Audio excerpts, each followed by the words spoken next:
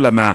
Merci à vous, madame, messieurs. Arnaud Nossé nous retrouve encore cette semaine. D'ailleurs, chapeau, merci pour toi, Arnaud. Je suis Michel Ngati au micro. Très heureux de vous retrouver ce matin. Laissons parler les gens. Premier sujet. Administration territoriale au Cameroun, le zèle des sous-préfets face aux chefferies traditionnelles, que peut exactement le MINAT sur cette question? On le sait, il y a eu cette semaine d'ailleurs des images qui ont circulé bruyamment sur les réseaux sociaux montrant dans le nord du Cameroun un sous-préfet qui a eu des propos assez tendancieux à l'endroit d'un chef traditionnel et des chefs traditionnels de cette localité en allant, bien sûr, en alliant insultes et menaces. Décidément, madame, messieurs, ce matin, à la lumière des Camerounais, le regard que vous portez sur les sous-préfets, sur les préfets, les gouverneurs en même temps et l'administration et territoriale dans sa globalité, comment comprendre en même temps l'assertion? Monsieur, prenez le commandement. Dans ce commandement, qu'est-ce qu'on peut bien sûr y retrouver? On en parle ce matin. Après, tout à l'heure, avoir écouté exactement ce qui s'est dit lors de cette rencontre du 20 mai dernier, bien sûr dans le nord du Cameroun. Laissons parler les gens. Deuxième sujet. À quelques 4 mois, bien évidemment, de l'élection présidentielle au Cameroun, ça chauffe et ça surchauffe quand même. 7 ans qui est le temps de ce dernier mandat tenu par le chef de l'État, Monsieur Paul Biya, président de la République, après avoir gagné en 2018 avec un score soviétique quand même de 71%. Formidable. Peut-on bien sûr le dire qu'entre autres, le chef de l'État aurait tenu véritablement aux yeux des Camerounais des conseils de ministres, entre autres. Comment appréciez-vous que pour les 7 années que nous avions vécues ensemble, que nous n'ayons presque pas eu de conseil des ministres? Décidément, qui va faire le bilan de ce que les ministres du chef de l'État, des ministres du Cameroun et surtout caciques du Rassemblement démocratique du peuple camerounais auraient réalisé pendant ce septennat? Et sur cet élément, y a-t-il une chance à accorder au Rassemblement démocratique du peuple camerounais pour le septennat à venir? Madame, messieurs, conseil des ministres au Cameroun, quel bilan avant bien sûr les investitures, mais surtout l'investiture au sein de la formation politique du Rassemblement démocratique du peuple camerounais? Comment allons-nous bien sûr faire les bilans? Laissons parler les gens, libérons la parole. Nous libérons la parole. Préparez bien sûr vos téléphones, quoi qu'il en soit. Ce matin, appelez-nous en direct au 654 40 19 13. 654 40 19 13. 654 40 19 13. En appel classique ou sur WhatsApp. Et aussi, vous nous appellerez bien sûr en appel classique au 659 92 48 83. 659 92 48 83 ou le 674 39 79 04, le 674 39 79 04. Merci également à vous qui êtes sur le panel. Merci de monter et merci surtout de prendre position. Que s'est-il exactement passé en ce jour, madame, messieurs? Voici l'extrait de cette sortie de ce sous-préfet de Ndumbo qui a été menaçant et très injurieux même à l'endroit des chefs traditionnels de sa localité. Tendez l'oreille et par la suite on analyse. C'est une fête obligatoire, ce n'est pas une fête facultative. Hormis le Lamido, Sa Majesté, hormis vous qui avez rempli votre devoir de soutenir le comité d'organisation, comme vous le faites toujours, et même plus que ce qu'il faut, tous les chefs ici présents n'ont pas apporté la contribution qui leur a été demandée. Les chefs ici présents, aucun d'eux n'a atteint le niveau de contribution demandé. Mais pas plus tard que lundi, 2 étaient dans mon bureau pour me demander l'aide pour se soigner au centre de santé. Quand c'est pour demander l'aide, ils sont champions. Mais quand c'est pour apporter leur contribution, ils ne peuvent pas apporter leur contribution. Tout à l'heure, vous allez quitter ici, vous irez au lieu de réception à la mairie. Vous finissez là-bas, monsieur le CB. Vous me prenez le nom de tous ces messieurs avec RG. Vous m'entendez, ces messieurs sur le CB. Depuis hier, j'ai envoyé tous vos noms au préfet, au gouverneur, et je vais les envoyer au MINAT. Nous ne pouvons pas continuer dans ces conditions.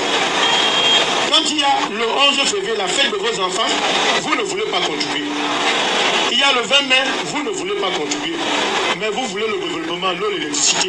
Et pourtant, vous avez déjà un minimum de développement ici. Vous avez déjà les établissements secondaires. L'établissement qui a brûlé dernièrement, le lycée, nous avons déjà un donateur. Le conseil régional s'est engagé à refaire. L'entreprise Eneye va venir ici la semaine prochaine, pour refaire. Il y a une entreprise à Douala Solevo qui va venir ici dans 2 semaines. Qu'est-ce que vous voulez qu'on fasse pour vous? Sur les Lavannes, qu'est-ce que vous voulez qu'on fasse pour vous?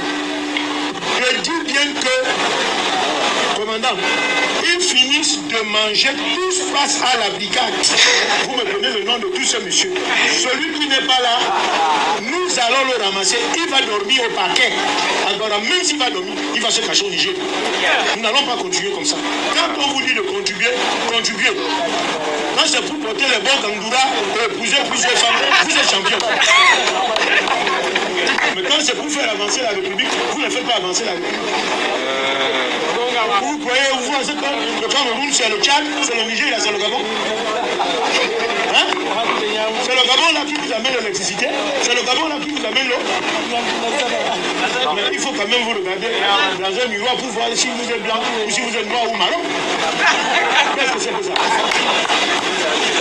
Qu'est-ce que c'est que ça? Dans de nombreuses localités, ce sont les chefs qui courent derrière la fête, notamment les fêtes comme la fête de la jeunesse. Les chefs courent. Chez vous ici, vous ne savez pas courir. Vous savez seulement vous asseoir, on vous table au table. Vous savez seulement vous asseoir, les femmes vous font les salamalek. Après vous faites les enfants, les multiples enfants, et beaucoup de là dehors, à ne rien faire. Et quand on veut les scolariser, vous n'êtes même pas capable de nous aider pour les scolariser. Vous nous combattez même. Ça doit finir. Je vous dis, faites extrêmement attention. À partir d'aujourd'hui, ne venez plus à mon bureau pour me demander une aide financière. Même vos papiers, avant de les signer, réfléchissez par 2 fois avant de venir à mon bureau. Réfléchissez par 2 fois. Parce que vous nous avez extrêmement dessus. Il y a 1 an ou 2 ans, le préfet est venu ici, il vous a parlé, vous avez refusé de comprendre. Vous avez continué à avoir la tête dure, comme vous l'avez, comme le caillou. Après, vous rentrez derrière, vous allez voilà, le sous-préfet est noir comme le pas veille là, la grosse tête et tout. Je suis noir. Et vous dites comment vous êtes blanc? Qu'est-ce que c'est que ces gens-là? Vous êtes qui? Vous êtes qui? STLGCB, entendez-moi ces messieurs dès aujourd'hui. Celui qui n'est pas là, il va porter le même pantalon que moi. Monsieur Moussa, venez ici. Vous allez me donner la liste de tous les chefs au CB. Allez me chercher la liste là où vous lui remettez la liste. Avec les numéros de téléphone. Une fois de plus, bonne fête. Monsieur, venez nous donner les modalités pratiques. Bonjour. Alors, vous avez bien sûr compris, madame et messieurs, ce matin, ce sont les propos de monsieur Jean-Pierre Noumbe Dika, sous-préfet de Ndebo, un arrondissement bien sûr du département de la Benoué, dans la région du Nord. Vous l'avez bien sûr suivi avec ces propos, et d'ailleurs, on se demande exactement où est-ce que les sous-préfets du Cameroun prennent tout ce zèle pour piétiner les Camerounais, pour piétiner, bien sûr, les chefs traditionnels aujourd'hui.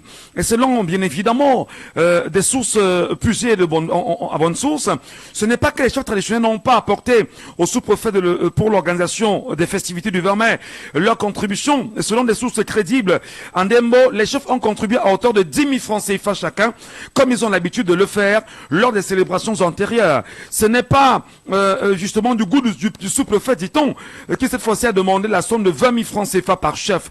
De quoi choquer bien sûr le sous-préfet. Et pourtant, en février 2024, le ministre de l'administration territoriale a formellement proscrit cette habitude qu'avaient développé bien sûr les autorités administratives dans l'organisation des fêtes et cérémonies officielles pour laquelle l'État leur octroie un budget. Voilà. D'ailleurs, pour la Tangandji, on a profité pour faire une sorte de mise au point. A-t-il dit, mon attention a été appelée de manière régulière sur les pratiques peu orthodoxes consistant à recourir à des quêtes et à solliciter des contributions auprès des prestataires et des promoteurs du secteur privé pour l'organisation des cérémonies officielles. De telles pratiques, du reste répréhensibles, procèdent des dérives qui sont contraires à l'éthique et à la déontologie professionnelle. Elles participent en outre à la fragilisation de l'autorité du chef des circonscriptions administratives et par ricochet de l'autorité de l'État. Aussi ai-je honneur de vous demander de bien vouloir adjoindre les chefs de circonscriptions administratives de vos ressorts de commandement respectifs de sursoir dorénavant à de telles pratiques avilissantes pour le corps préfectoral. Bien sûr, peut-on lire dans la mise au point de Paul Atangandji. Vous qui êtes Camerounais aujourd'hui, vous qui êtes citoyens de ce pays, au regard de ce qui vient de se passer, comment vous appréciez exactement une telle attitude justement du sous-préfet de la localité de Ndembo? Je rappelle que c'est dans le nord, précisément dans la Benoué, qui a été très condescendant vis-à-vis des compatriotes camerounais de cette partie du Cameroun. Prenez la peine de nous appeler, madame, messieurs. Exprimez-vous sur cette sortie ou encore vous montez sur le panel. Laissez-nous vos avis et vos commentaires là-dessus. 654 40 19 13. 654 40 19 13. En appel classique ou sur WhatsApp. Nous vous écoutons. 654 40 19 13. 654 40 19 13. Les sous-préfets du Cameroun ont-ils plus de zèle que, on dira même, l'autorité administrative? Ou est-ce que peut-on bien sûr penser qu'aujourd'hui, partant bien évidemment des discours parfois très difficiles du ministre Paul Atangandji, les sous-préfets seraient bien évidemment mieux biberonnés aujourd'hui? Est-ce qu'on peut aussi le dire que les sous-préfets seraient considérés exactement comme ce que beaucoup considèrent comme étant les petites mains de la dictature au Cameroun? La question mérite d'être posée, mais surtout d'être analysée par les Camerounais que vous êtes, madame, messieurs. Nous vous écoutons. Il est 10 heures passées de 14 minutes déjà. On vous écoute pas, pourtant, c'est des problèmes camerounais. Dont les Camerounais que vous êtes, vous devriez avoir des solutions, des avis en tant que Camerounais, afin qu'on puisse mieux vous écouter sur cette question. Et c'est bien sûr la libre antenne. Voilà, nous vous écoutons, madame, messieurs. Prenez la parole, montez sur le panel également. Laissez-nous vos avis en direct. Nous vous écoutons religieusement vos analyses sur cette attitude-là, sur ce grand zèle que portent bien sûr les sous-préfets aujourd'hui au Cameroun. Qu'est-ce qu'ils représentent véritablement? 6 59 92 48 83 6 59 92 48 83 6 74 39 79 04. Allô, bonjour. Allô? Bonjour. Allô? Allô, bonjour. Allô? Est-ce qu'il nous écoute, l'auditeur? Il nous écoute. Allô? Allô, bonjour. Oh là là, décidément, qu'est-ce qui ne va pas avec ce combiné? Bon, écoutez, 654 40 19 13. 654 40 19 13. Est-ce qu'il est avec nous, l'auditeur? 654 40 19 13. En appel classique, ou vous nous appelez sur WhatsApp à ce numéro-là, on vous écoutera sans problème. Auditeur en ligne, allô, bonjour? Allô? Oui, allô, bonjour. Allô? Oh là là. Essayez de monter légèrement le volume de la radio quand vous nous appelez. C'est-à-dire que essayez d'avoir le retour avec votre radio. Vous baissez, pas quand vous nous appelez pour éviter les mauvais effets larcins au téléphone. Et vous pourrez bien sûr nous écouter sans souci. Ok? Allez, bien sûr, autre auditeur, au 654 40 19 13. Bonjour. Allô?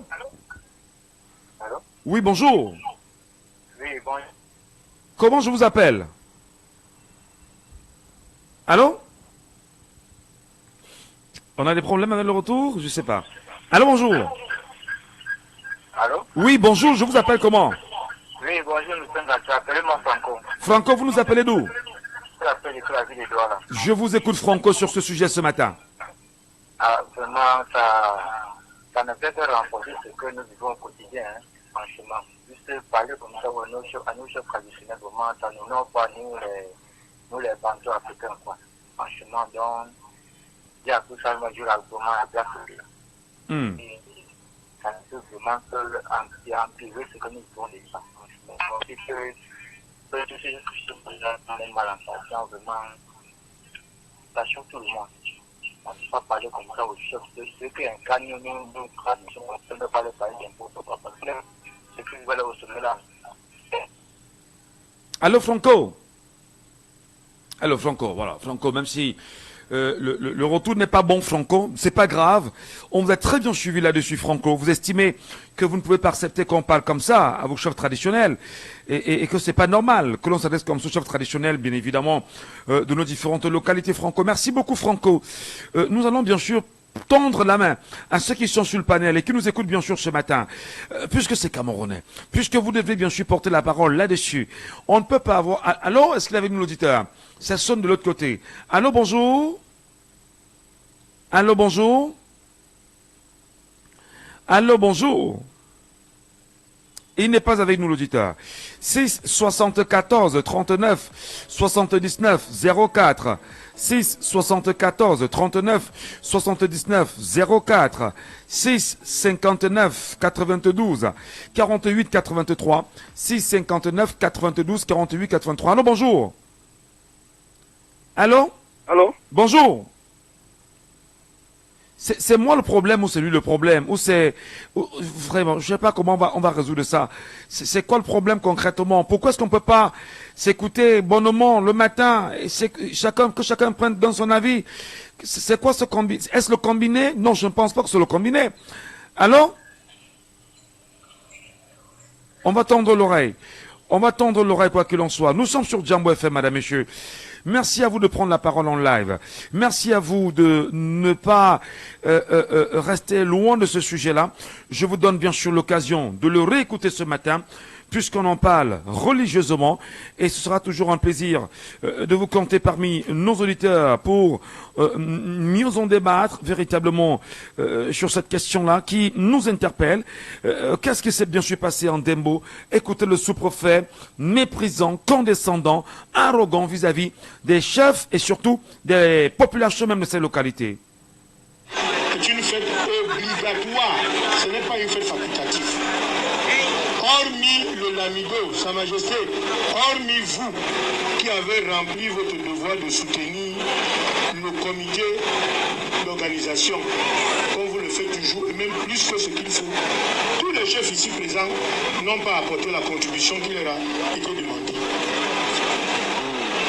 Tous les chefs ici présents, aucun d'eux n'a atteint le niveau de contribution demandé.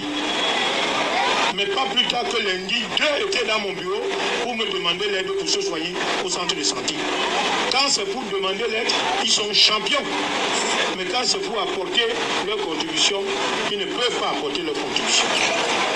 Tout à l'heure, vous allez quitter ici, vous irez au lieu de réception à la mairie. Vous finissez là-bas, monsieur le CB. Vous me prenez le nom de tous ces messieurs avec RIG. Vous m'entendez, ces messieurs sur le CB. Depuis hier, j'ai envoyé tous vos noms au préfet, au gouverneur, et je vais les envoyer au MINAT. Nous ne pouvons pas continuer dans ces conditions. Quand il y a le 11 février, la fête de vos enfants, vous ne voulez pas contribuer. Il y a le 20 mai, vous ne voulez pas contribuer. Mais vous voulez le développement, l'eau, l'électricité. Et pourtant, vous avez déjà un minimum de développement ici. Vous avez déjà les établissements secondaires. L'établissement qui a brûlé dernièrement le lycée, nous avons déjà un donateur. Le conseil régional s'est engagé à refaire. L'entreprise Eneo va venir ici la semaine prochaine, pour refaire. Il y a une entreprise à Douala Solevo qui va venir ici dans 2 semaines. Qu'est-ce que vous voulez qu'on fasse pour vous? Sur les lavanes, qu'est-ce que vous voulez qu'on fasse pour vous? Je dis bien que, commandant, ils finissent de manger tous face à la brigade. Vous me donnez le nom de tous ces messieurs.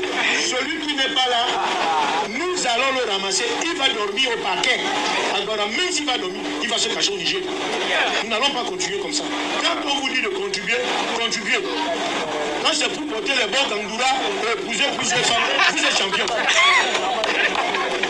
Mais quand c'est pour faire avancer la République, vous ne faites pas avancer la République. Vous croyez, vous pensez que le Cameroun, c'est le Tchad, c'est le Niger, c'est le Gabon? Hein? C'est le Gabon là qui vous amène l'électricité, c'est le Gabon là qui vous amène l'eau. Mais il faut quand même vous regarder dans un miroir pour voir si vous êtes blanc ou si vous êtes noir ou marron. Qu'est-ce que c'est que ça? Qu'est-ce que c'est que ça? Quand de nombreuses localités, ce sont les chefs qui courent derrière la fête. Notamment les fêtes comme la fête de la jeunesse. Les chefs courent. Chez vous ici, vous ne savez pas courir. Vous savez seulement vous asseoir, on vous table le tam-tam. Vous savez seulement vous asseoir, les femmes vous font les salamalek. Après vous faites les enfants, les multiples enfants, et beaucoup vadouillent là dehors à ne rien faire. Et quand on veut les scolariser, vous n'êtes même pas capable de nous aider pour les scolariser. Vous nous combattez même. Ça doit finir. Je vous dis, faites extrêmement attention. À partir d'aujourd'hui, ne venez plus à mon bureau pour me demander une aide financière. Même vos papiers, avant de les signer, réfléchissez par 2 fois avant de venir à mon bureau. Réfléchissez par 2 fois. Parce que vous nous avez extrêmement dessus. Il y a 1 an ou 2 ans, le préfet est venu ici, il vous a parlé, vous avez refusé de comprendre. Vous avez continué à avoir la tête dure, comme vous l'avez, comme le caillou. Après, vous rentrez derrière, vous allez dire, voilà, le sous-préfet est noir comme c'est pas veille, là, la grosse tête et tout. Je suis noir. Et vous dites comment vous êtes blanc? Qu'est-ce que c'est que ces gens-là? Vous êtes qui? Vous êtes qui? STLGCB, entendez-moi ces messieurs dès aujourd'hui. Celui qui n'est pas là, il va porter le même pantalon que moi. Monsieur Moussa, venez ici. Vous allez me donner la liste de tous les chefs au CB. Allez me chercher la liste là où vous lui remettez la liste. Avec le numéro de téléphone. Une fois de plus, bonne fête. Monsieur, venez nous donner les modalités pratiques. Très bien. Est-ce que les Camerounais l'ont écouté? Est-ce qu'on a eu le même entendement? Est-ce que ceci vous inspire, bien sûr, en commentaire quelqu'un, madame, messieurs? Prenez la peine de nous laisser vos avis aux commentaires. Allô, bonjour. Bonjour, Michel. Bonjour, Olivier. Olivier Foipon, bonjour. Oui. Allô? Oui, je vous écoute très bien. Allô, monsieur. Ben, je vous écoute, bien sûr. Allez-y, nous vous écoutons. Alors, voilà. J'ai la thématique qui est mise sur la table. Voilà, j'ai suivi la thématique que vous avez évoquée, celle qui consistait en train de dire tout le caractère de chefs traditionnels. Bon, je veux seulement dire que ces chefs traditionnels ont perdu leur valeur. Allô? Oui, allez-y. Voilà, je disais que ces chefs traditionnels ont perdu leur valeur depuis qu'ils se sont injectés dans les affaires de politique. Ces chefs traditionnels, on peut dire comme que ces chefs traditionnels ne tirent que leur pouvoir des ancêtres. Donc leur pouvoir maintenant, c'est sur l'argent de monsieur Bia et tout ce qui va avec. Voilà donc tout chef traditionnel, toute une administration traditionnelle qui se fait rire. Et ils ne sont pas deux. Un sous-préfet. Il met tout un groupe de chefs traditionnels à tête et il dit que si c'est pour accoucher les 10 enfants, si c'est pour porter les grandoras, vous êtes fort, mais quand il faut contribuer 10 000 ou 20 000 euros, vous voyez qu'aucun chef traditionnel n'a levé la tête. Donc il faut donc dire que le sous-préfet ne sait que c'est que son patron a tendance à dire. C'est-à-dire que le sous-préfet a l'avantage de faire au Camerounais. Alors, ces chefs traditionnels, vous pensez que ces chefs traditionnels veulent pas encore quelle valeur au Cameroun? Ils ne valent plus rien. Parce qu'il est inadmissible qu'un sous-préfet, je n'ai pas dit deux, un seul sous-préfet, il se met devant, il prend un micro, il déshabille les chefs traditionnels et les autres sont là, ils applaudissent. Ils sont là, ils ont baissé la tête. Le plus grave, c'est qu'on parle bien de chef traditionnel. Le chef traditionnel. Je comprends pas. Là au moins, si c'était au moins un parti politique, on devait dire, bon, c'est une association, le sous-préfet au moins il est dans son groupe, mais un chef traditionnel, c'est que son pouvoir, c'est les pouvoirs. C'est-à-dire qu'il piétine des communautés, il piétine justement les gardiens. Non, il faut dire que ces chefs traditionnels sont, excusez-moi le terme, ils sont mous. Monsieur, il y a des villages ici que je vous assure, il fait un temps à Magba là-bas dans le Nord. Il y a un sous-préfet qui a voulu faire ça à un chef traditionnel. Toute la population allait manifester dans son bureau, il n'y a pas de travail pendant 2 jours. Mais comment ça veut dire qu'un chef traditionnel, un sous-préfet, je pense que c'est dans le Nord, si je ne me trompe pas. C'est à Garoua, dans la Benoué. Voilà, dans la Benoué, dans le Pouli ou c'est Damou, c'est quoi là, mais c'est que c'est dans la Benoué quand même. Mais vous pouvez me dire que un sous-préfet vaut quoi devant un chef traditionnel, s'il était encore des bons chefs traditionnels. C'est parce que les chefs traditionnels ont payé l'affaire de politique, ils ont des 20 000, des 50 000 par mois, et quand c'est de donner le copinage, sont déjà touchés. Le chef traditionnel est là, il prend la main gauche, il balaye, il monte, il redescend, il dit comment ils font l'amour avec leurs femmes, comment ils accouchent des enfants, comment ils vont manger. Il dit même que quand vous allez manger, on va pas vous non. Et si vous êtes absent là, Ah. Merci, vous allez dormir dans. Merci tout de même, hein, parce que le réseau nous fait toujours des scènes bizarres, vraiment bizarres. Mais nous allons tenter, quoi qu'il en soit, de donner la parole aux Camerounais qui nous appellent. Vous avez le 6... Allô? Allô? Bonjour. Bonjour, monsieur. C'est Saban Thomas depuis Boya. Bienvenue ce matin, papa. Oui. Comprenez-vous ce qui se passe justement en Dembo, dans la Benoué, le comportement du sous-préfet? Mais, monsieur Michel, ce n'est pas moi qui dois comprendre ça, c'est le ministre Laté qui doit comprendre, c'est pas moi. Mais il a compris. Et qu'est-ce qu'il attend?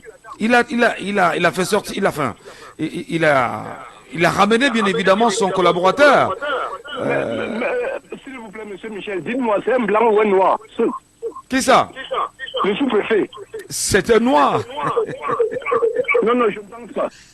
Pourquoi? Parce que ce sont les colons qui s'adressaient comme ça à nos parents. Allô? Oui, allez-y. Oui, ce sont les colons qui s'adressaient comme ça à nos parents avant l'indépendance.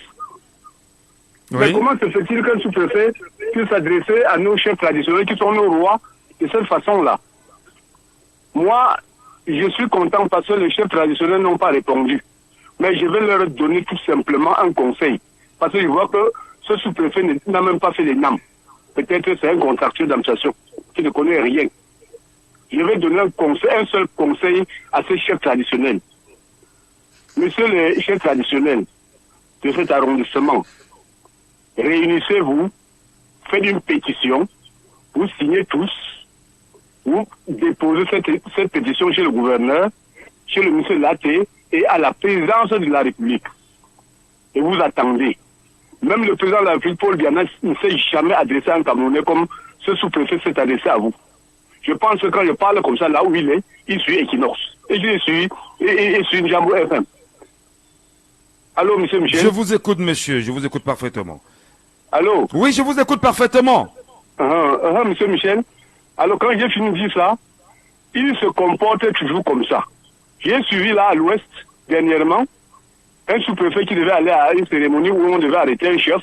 Il a exigé 500 000. On l'a supplié avec 300 000. Il a refusé. Les populations sont débattues jusqu'à trouver 500 000. C'est alors qu'il est arrivé à cette cérémonie et à quelle heure? Avec 3 heures de retard. Nous sommes où là? Ça, c'est un pays normal. Mais est-ce qu'à un moment donné, c'est pas nous-mêmes Camerounais qui l'avions validé comme tel? Qu'un sous-préfet puisse avoir autant d'autorité au Cameroun et que l'administration territoriale considère les chefs traditionnels comme étant des auxiliaires même de cette administration. Parce qu'il y a une loi qui l'encadre au Cameroun, vous le savez. S'il vous plaît, monsieur Michel. Oui. Est-ce que le chef Soukoujou, on peut lui faire ça? Là est toute la question. Comme ça. Le chef de mon village, on peut faire ça. Et il faut que les chefs traditionnels se respectent et qu'ils trouvent leur source de financement. Ils peuvent cultiver leurs champs, ils peuvent élever leurs animaux. Et ils peuvent trouver des sources de financement ailleurs que attendre les 50 000 et autres 100 000. Ça, c'est d'ailleurs indigne d'un chef d'être aux ordres de cette façon-là. Voilà. Merci beaucoup, monsieur Saban.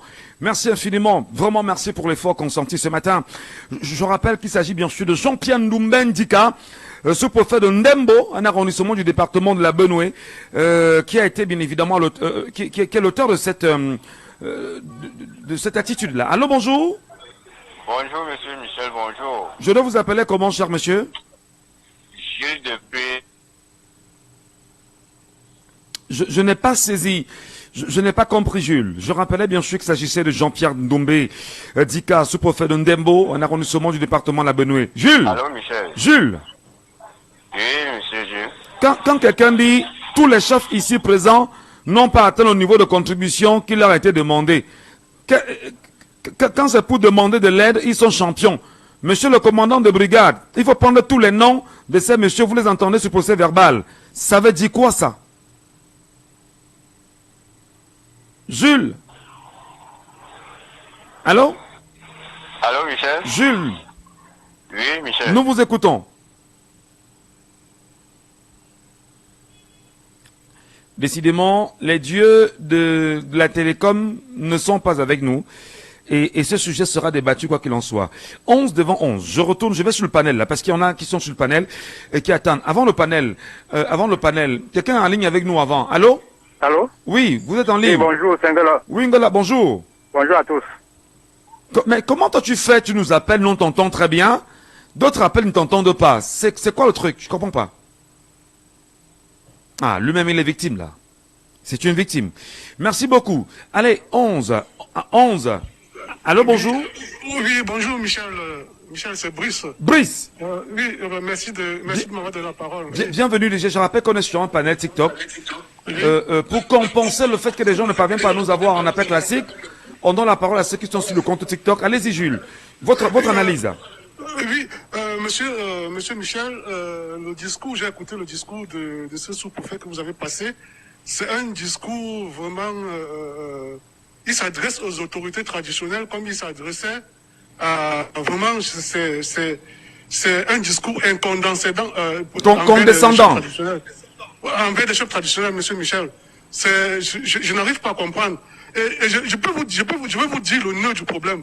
Quand vous regardez le décret numéro 2013/322 du 13 septembre 2013, qui dit que dans son article 22, les chefs de premier degré touchent 200 000 francs CFA. Le deuxième degré, 100 000 francs CFA. Du troisième degré, 50 000 francs CFA. C'est ça le nœud du problème. Les chefs on a pris les chefs dans la mangeoire. Et tout ça se passe sous le regard des élites du village. Et les élites du village eux-mêmes qui ont été pris dans la nasse du politique. Si bien que tout le monde est pris dans le piège. Aujourd'hui, les chefs qui avaient l'autorité, même dans les villages, ils se retrouvent en train d'être rabaissés par les autorités administratives qui sont parfois affectées dans les localités, qui ne savent même pas l'origine de ces villages, qui ne savent pas comment ça se passe dans ces villages. Franchement, Michel... je veux qu'on s'entende. Est-ce qu'on peut arriver dans ton village et parler à ton chef comme ça?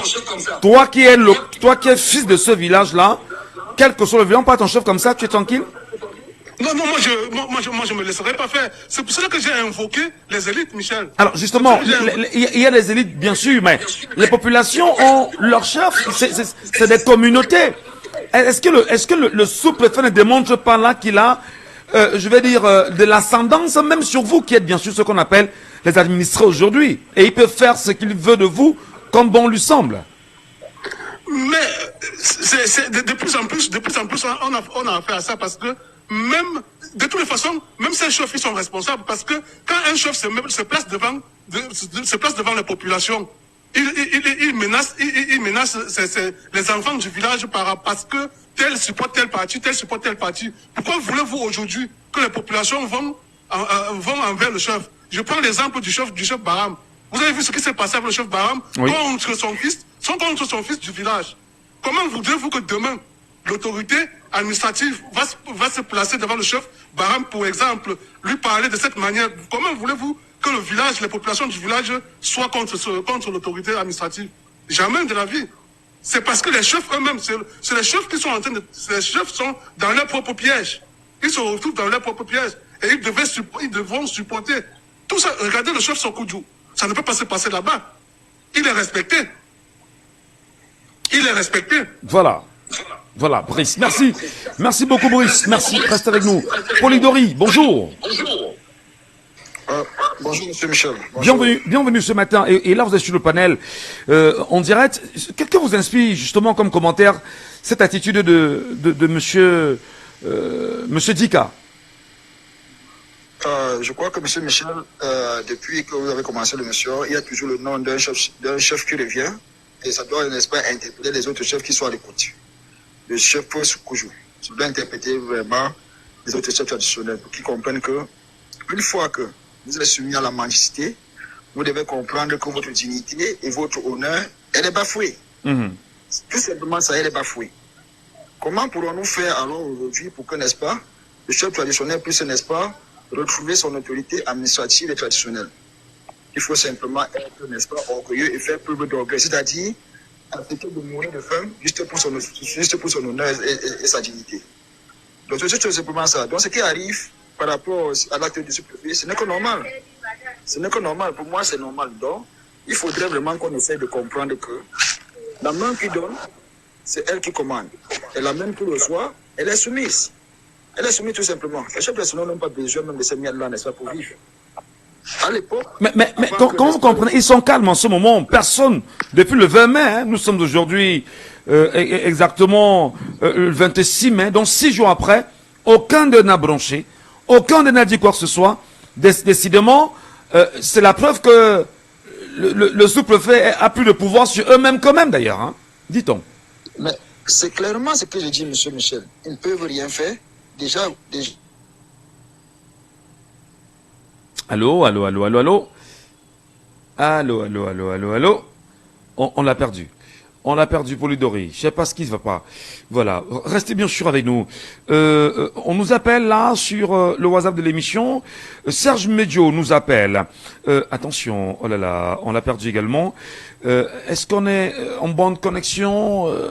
Il me semble qu'on a perdu toutes les connexions possibles. Hein. Je sais pas ce qui ne va pas. Ça va? Tout va bien? Attention. Bon, on va rester vigilant. On va donner l'occasion, bien sûr, aux Camerounais de toujours réagir. Hein. Réagissez au 654 40 19 13. Un appel classique sur WhatsApp. On vous écoute très simplement ce matin. Madame, Monsieur, est-ce que Paul Durand a perdu? Stéphane Kemgom. Stéphane, bonjour. Bonjour. Stéphane Kemgom, bonjour. Bienvenue ce matin. Bienvenue. Salut, Michel. Vous comprenez justement le mépris que l'on peut avoir sur les chefs traditionnels au Cameroun aujourd'hui. Est-ce que là, on ne va pas dire qu'on est encore dans les séquelles d'une colonisation occidentale française qui est telle que il faut absolument dominer ce qu'ils considéraient d'antan comme étant les indigènes, et nos chefs traditionnels aujourd'hui supérieurs sont toujours considérés comme ces indigènes-là par le biais des sous-préfets. Je voulais rappeler que ce n'est pas la première fois que ce genre de situation se produit. Dernièrement, le Minat a eu à destituer un chef parce qu'il est au sud, si vous vous rappelez. Parce qu'il est parti là-bas, ou bien le chef lui a manqué de respect, ou bien qu'est-ce qui s'est passé. C'est récurrent. Même dans mon village, j'ai eu une situation comme ça. Mon chef a mis la main sur un sous-préfet avant de calmer la chose. Les sous-préfets se prennent comme des dieux au Cameroun, alors qu'ils ne devaient pas le faire. Mais parce que les chefs ont aussi décidé de partir dans la mangeoire. S'ils n'enquêtent pas dans le RDPC... Mais attendez, qu'est-ce que vous appelez mangeoire? Ça veut dire quoi? Vous donnez 50 000 francs le mois, c'est de la mangeoire? Je comprends pas. C'est quoi ça? Mais quand dans ton village, tu ne supportes pas le RDPC, tu es sanctionné d'office. Dès que tu ne prends position contre le RDPC, tu es sanctionné d'office. Les chefs sont obligés d'accepter d'être dans la mangeoire, dans le RDPC. Et quand tu viens avec un nouveau parti, peut-être comme le MSC, tu arrives avec le MSC dans le village, le premier combattant des partis d'opposition, ce sont les chefs. C'est ce que je suis en train de dire, qu'ils sont dans la mangeoire du RDPC. Dans le parti au pouvoir, ils sont avec le parti au pouvoir. Ça veut dire que tout ce qui les arrive là présentement, c'est de leur faute. Ils ont décidé d'être avec le RDPC. Mais rien ne devait étonner les Camerounais avec l'attitude du sous-préfet, parce que même le Minat nous prouve que lui, il peut faire ce qu'il veut aux Camerounais. Aujourd'hui, c'est comme ça. Là, on peut marcher sur qui on veut, parce que c'est le Cameroun de Paul Biya. Est-ce que c'est la preuve que le peuple camerounais lui-même, qui ne s'est même pas prononcé, parce qu'on aurait au moins souhaité entendre, quoi qu'il en soit, des associations, des enfants de cette localité-là, des associations je vais dire, de ces communautés, au moins s'indigner du comportement de leur sous-préfet, parce que il s'agit là quand même du piétinement de l'autorité traditionnelle d'une communauté. Ils ne parlent pas. Est-ce que ceci démontre que dans le Cameroun entier, c'est comme ça que les sous-préfets ont autant de pouvoir? Mais bien sûr, ils ont beaucoup de pouvoir. Ils ont la République, c'est Très bien. Merci beaucoup Stéphane. Merci. Même si tout se passe pas bien, mais on s'écoute très bien. Pertinente est avec nous ce matin. Pertinente en live sur le panel. Bonjour Pertinente. Bonjour Michel, bonjour, merci de m'avoir accepté une fois de plus. On revient au même problème. Hein. Déjà Michel, si on veut prendre la genèse des choses, le fait que les chefs acceptent déjà de toucher un salaire, c'est une grave erreur. C'est bafouer déjà l'autorité divine qui leur a été confiée par nos ancêtres et les divinités de l'univers. Hein. C'est un décret, hein, c'est un décret présidentiel. Est-ce qu'ils ont été consultés avant? Ça, c'est la question. Déjà, Michel, est-ce que moi j'ai envie, je vais être un peu cru ce matin, dans la mesure où le Cameroun depuis 7 ans est quand même gouverné de façon frauduleuse. J'ai envie de dire cela, je m'explique.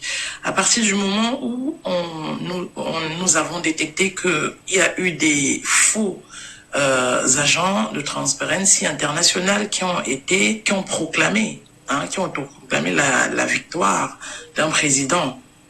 C'est frauduleux puisque l'organe même, la France même a reconnu qu'il n'avait envoyé personne et les CAM, sur quelle base il a déclaré cette victoire. Vous voyez, on a testé les Camerounais jusqu'à, je comprends pas qu'on soit aussi résilient parce que on nous a testé jusqu'à dépasser des limites. À partir de ce moment-là, il n'y a pas, on doit dire que nous ne sommes pas dans un État. L'État voilà, c'est un putsch, on va dire, hein, une façon de le dire. Et puis l'autre aspect, c'est que quand on reproche, par exemple, au MRC qui n'a pas été aux élections, les chefs là ne comprennent pas qu'il faut se mettre des associations, des chefs, tous les organes indépendants et qui veulent le changement. Pourquoi ils ne se mettent pas avec ce monsieur qui a déjà montré par A plus B que ne pas aller aux élections législatives, c'était une façon de prouver encore que je ne m'associe pas à cette mascarade. Qu'est-ce qu'ils ne comprennent pas? Comment se fait-il qu'un sous-préfet se substitue à un chef de groupement pour venir parler mal devant une population à son chef? Nos chefs sont sacrés. Nous connaissons la valeur, les mœurs. Nous sommes encore dans un pays, dans une culture africaine. Malgré ce qu'on peut être. Alors, je veux dire que demander à faire entendre des chefs parce qu'ils n'ont pas contribué à hauteur de 10 000 ou de 20 000. Ils n'ont pas à contribuer, Michel. Mais pour la Tangandi, lui-même l'a reconnu qu'il y a de l'argent qui est mis à disposition pour cela, pour cette célébration. Pourquoi aller racketter les chefs et avec la complicité des commandants de brigade, des commissaires en même temps, et même d'ailleurs, puisqu'il a évoqué la complicité de la justice, en leur disant vous irez dormir au parquet. Mais vous comprenez pourquoi je résume en un seul mot en disant, mais vraiment c'est un État illégitime. Chacun se lève quand il veut, fait ce qu'il veut, comme il veut, à sa façon. Chacun chauffe un pouvoir à son niveau et exerce l'autorité sur la population ou sur les personnes qui peuvent qui représentent cette population, fait ce qu'il veut et tout le monde est à mort. Mais qu'est-ce qu'il faut faire, Pertinente? Qu'est-ce qu'il faut faire pour Michel, réduire le zèle de ces sous-préfets-là?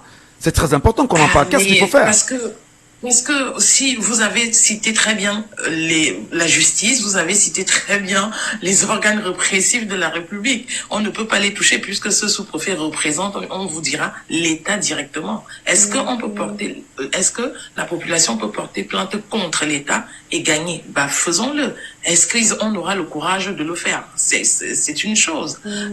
Qu'est-ce qu'il faut faire? Il faut que la population dise non à cet État illégitime. Point. À la ligne. C'est la seule chose à faire pour se défaire de ces personnes qui sont, moi j'ai envie de dire, préfet, est-ce qu'il mérite vraiment ce poste? Je sais pas, parce qu'une autorité, un sous-préfet, tout un sous-préfet ne peut pas s'adresser à une population dans ces termes-là, avec ce ton-là, avec cette posture-là. Un sous-préfet est là pour protéger, pour emmener le calme, pour encadrer et pour rappeler à la loi. Pour rappeler à la loi. Mais il est hors la loi déjà, lui. Déjà, c'est une agression verbale envers l'autorité traditionnelle, ce qu'il a fait. J'ai envie de dire, si on veut rentrer dans les termes juridiques, on pourra le décortiquer et bien coller des termes appropriés. Et ce sous-préfet peut être condamné. Mais est-ce qu'on a le cran de le faire? Voilà. Et aussi, on est dans un no-man's-land. Et aussi, j'ai envie de dire, il faudrait que ces chefs du village, qu'ils se réapproprient de leurs valeurs spirituelles et frappent même parfois spirituellement, monsieur Ngacho. Ouais. Vous comprenez? Parce que c'est très important. Je me suis posé une question quand même. N'y a-t-il pas de sorciers dans ce village-là? Voilà, trivialement, à un moment donné, parce que, parce que, comment on peut venir manquer du respect? Il n'y a pas de sorcier là-bas, vous faites ça comment? Franchement, un individu quelconque lambda, sous-préfet, oui, c'est un titre sous-préfet. C'est un titre qui est donné par le chef de l'État, mais ça reste un titre administratif. Un chef traditionnel est divinement élu, mais Michel Ngacho. J'en ris parce qu'il faudrait pas que le sous-préfet aille nous porter plainte au Conseil national de la communication, qu'on appelle les sorciers contre lui. Non, c'est juste demander. Il faut qu'on soit assez sérieux quand même. On va dire que c'est une boutade. C'est une boutade, voilà. Merci beaucoup. On va dire que c'est une boutade. Voilà, monsieur Ngacho, tout ce que j'avais à dire. Merci beaucoup, madame. C'est toujours un plaisir. Passez une très bonne journée. Et à très bientôt pour d'autres sujets sur notre antenne. Quoi qu'il en soit. Et vous êtes sur le panel TikTok, madame, messieurs. Je rappelle qu'on a de gros soucis quand même avec le téléphone. 654 40 19 13. Il y en a qui tentent en vain de nous avoir. On n'a plus de garantie là d'avoir le bon retour. Quelqu'un avec nous en ligne par exemple. Allô, bonjour. Bonjour Michel. Bonjour, monsieur Medjo. Oui Michel. Bienvenue cher monsieur, Serge Medjo. Merci Michel.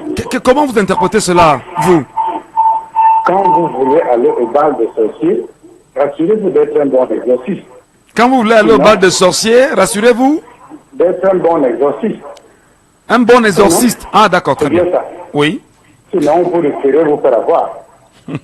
Le sous-préfet, c'est le chef du terre. Il ne s'adresse pas comme ça à n'importe qui. Il connaît les forces en présence. Il sait qui il a en face. Il ne le dira jamais dans le département de Noun. Si vous voulez jouer au défi, il faut l'affecter dans le Noun. Il a dit ça devant le sultan. Il ne peut pas. C'est-à-dire, vous n'en voulez pas. Il ne le dit pas devant lui. Il connaît ses forces en présence. Quand tu vas, c'est-à-dire, vous accouchez les enfants partout, c'est-à-dire, il sait à qui il dit ça. Et c'est ça en fait. On se demande à la limite, qui sont donc en face les administrés, c'est donc les qui? Qu'est-ce qu'ils font pour pouvoir bénéficier? À un moment donné, on comprend pourquoi certains chefs appellent officiellement à soutenir un candidat ou bien apporter des motions de soutien. Quand vous écoutez dans ce genre de discours, ce discours nous renforce. Nous qui ne comprenions pas comment est-ce que des chefs traditionnels prennent souvent position à mourir. C'est souvent parce qu'ils ont du feu au fait. Vous entendez un sous-préfet dire au commandant de brigade d'entendre ce procès verbal des chefs supérieurs. Mais vous Michel, ça dénote exactement, ça démontre à ceci de pourquoi est-ce que ça fait là du chef des Bahamas. Mais attendez, s'il était victime d'une situation comme celle-ci dont nous vivons, au moins il va mourir. Il a dit non, mais c'est ce qui se passe. Tous les chefs depuis qu'ils ont accepté de prendre de l'argent au pouvoir central, sont devenus directement ou indirectement, c'est-à-dire des assujettis, c'est-à-dire sont, veut ou pas, la main qui paye comment. On va vous dire ce que vous devez faire et vous allez faire. À défaut de ça, on vous destitue. Parce que c'est l'État qui se tient au-dessus. Maintenant, des chefs qui ont refusé de manger à la table et qui sont en communion avec leur population, leurs administrés, vous ne pouvez pas tenir ce genre de langage devant eux. Mais est-ce qu'il n'est pas temps justement que les chefs camerounais aujourd'hui aillent reconquérir, je vais dire, leur autorité auprès de leur communauté et mieux, et en fait une réelle barrière contre de telles attaques? Michel Gassou, là où le politique passe, surtout dans un contexte camerounais, là où le politique passe, tout ce qui est en campagne, c'est-à-dire toute autre chose attend de côté.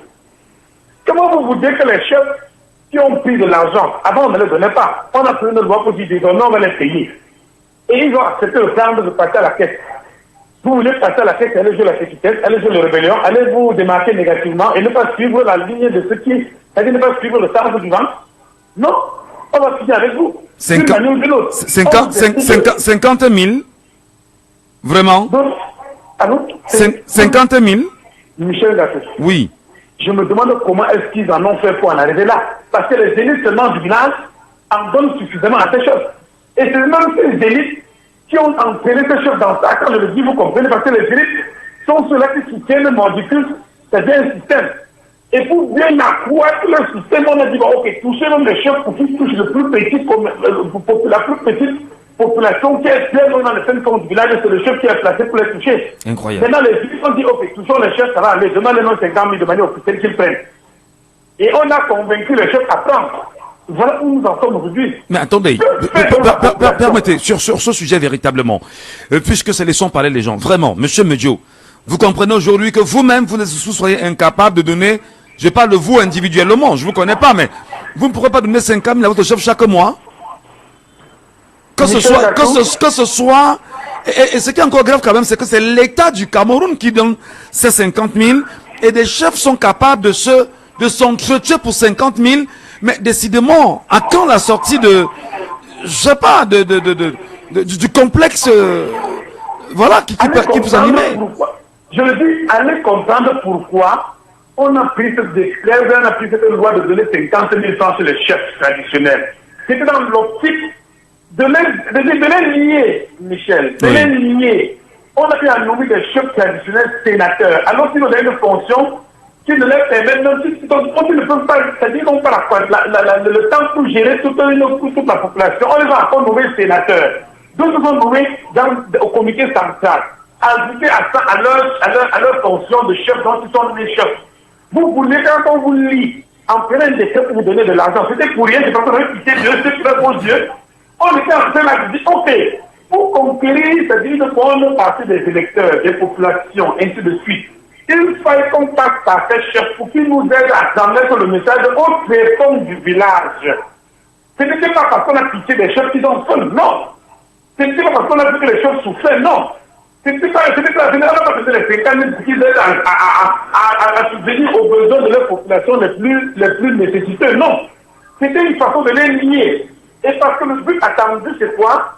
C'est qu'au moment venu, comme nous sommes bientôt à cause des élections, on va les donner une ligne de conduite à tenir. Et chacun qui passe à la caisse décaissée doit suivre cette ligne de conduite. Ne soyez pas suffisant là. Bientôt, les chefs vont se réunir en conclave à Yaoundé. Et vont signer toute une pétition pour dire nous soutenons le candidat du. Bon, c'est déjà fait. Et personne ne fait du faire. Celui qui va lever le doigt, c'est déjà fait. On va l'envoyer les abeilles. Et on va lui dire, ok, je t'enlève, donc je te remercie donc de là où tu es là. J'isole. On a des moyens pour te laisser chef, mais tu ne sais à rien. On a des moyens de te laisser chef seulement sur la chaise et à côté de toi, on fabrique quelqu'un qui va gérer à ta place. Donc, dans un système où l'élite, c'est surtout l'élite, où des raisons politiques, où des raisons de positionnement, où des raisons individualistes ont décidé. Parce que là, ce n'est pas le français que le colon n'a rien à voir. C'est l'élite qui a accéléré dans le but d'assouplir et de faire asseoir leur autorité, leur pouvoir en tant qu'élite. ont demandé qu'il fallait même trouver les chefs où j'étais assis dans leur chefferie pour leur donner des fonctions, pour leur donner c'est-à-dire de l'argent, afin qu'ils puissent aider ces élites à devenir des hommes. Vous pensez que quand les chefs agissent pour ce nom du pouvoir, non, c'est d'abord pour les élites. D'accord. Les élites politiques, économiques, les élites financières, les élites hommes d'affaires, ce sont eux qu'il faut aller indexer. C'est eux la cible et non la population. Alors, qui est ils sont bien cachés. Je vais peut-être aussi peut-être être plus clair hein, sur cette question-là. Vous me permettrez, le moi étant haïssable, on parle un peu de moi. À Baganté chez moi là, avec Sa Majesté Ndjimolupo Kamseidou, qui a de façon ouverte dit aux Camerounais que lui, il appartient au Rassemblement démocratique du peuple camerounais, d'ailleurs appelant même ses enfants à un moment donné à aller voter pour le RDPC. Est-ce que décidément ce n'est pas cette caricature de chef qu'on aurait désossé, qu'on aurait mis de côté et qu'on aurait réduit justement à la simple à cette simple, je vais dire, à ce simple exercice-là, justement de chanter les louanges. Oui. En 2018, le chef supérieur des Bahamas, Maurice Kanto, fils Baham, élite du village, oui, était candidat à l'élection présidentielle. Le chef supérieur des Bahamas a appelé officiellement à voter pour le candidat qui était opposé au fils du village, de manière officielle. Il en a subi quand même parce qu'il y a eu des représailles contre lui, souvenez-vous. Des représailles terribles quand même. J'ai entendu les gens de la mémoire, sans les citer, pardon, excusez-moi, dit, pardon, prenez gens de Dieu Momo et remettez-nous dans la mémoire. Parce que nous comprenons, il y a des dans tous les sens. Oui. C'est pour dire l'élite, c'est l'élite qui détruit cette nation. C'est l'élite qui détruit cette nation, vous dites. C'est l'élite, c'est les Camerounais eux-mêmes. Et à cause de quoi? De l'individualisme à outrance. Voilà. Où chacun veut avoir 1 million de mètres carrés de terrain à lui seul. Voilà. Une personne d'avoir 10 millions de voitures à lui seul. Chacun et ses enfants veulent se protéger. On s'en fout si les autres mangent dans la poubelle. On s'en fout si les autres meurent de famille. Restez avec nous. Le poisson à 360 dans 360 communes. Qu'est-ce qu'il a fait à Dieu pour mériter ça? Un individu va être celui qui livre le poisson à 360 communes, 40 millions d'habitants. Un individu, même dans les monarchies les plus claires en Corée du Nord, alors justement, merci Monsieur Medjo, merci beaucoup pour votre intervention ce matin. Il y en a qui veulent encore réagir à ce sujet. On vous donnera quelques réactions juste après le 10h de ce matin, et comme cela se doit avec Estelle Ngondji qu'on retrouve fièrement. Bienvenue à tous, madame, messieurs. Jambo FM. Vous êtes sur Jambo FM 91. Il est 10h.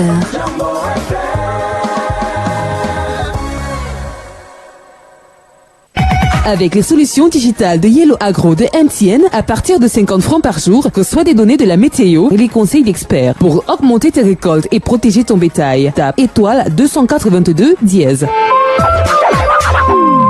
Toute l'actu avec Estelle Ngondji. Estelle Ngondji qu'on retrouve, il est 10h sur les antennes de Jambo FM. Bonjour madame. Merci, bonjour Michel Ngacho. Nous ouvrons ce pont de l'actualité dans la ville de Douala où un incident spectaculaire a failli se produire tôt ce matin au niveau des Raïniala dans le 3e arrondissement.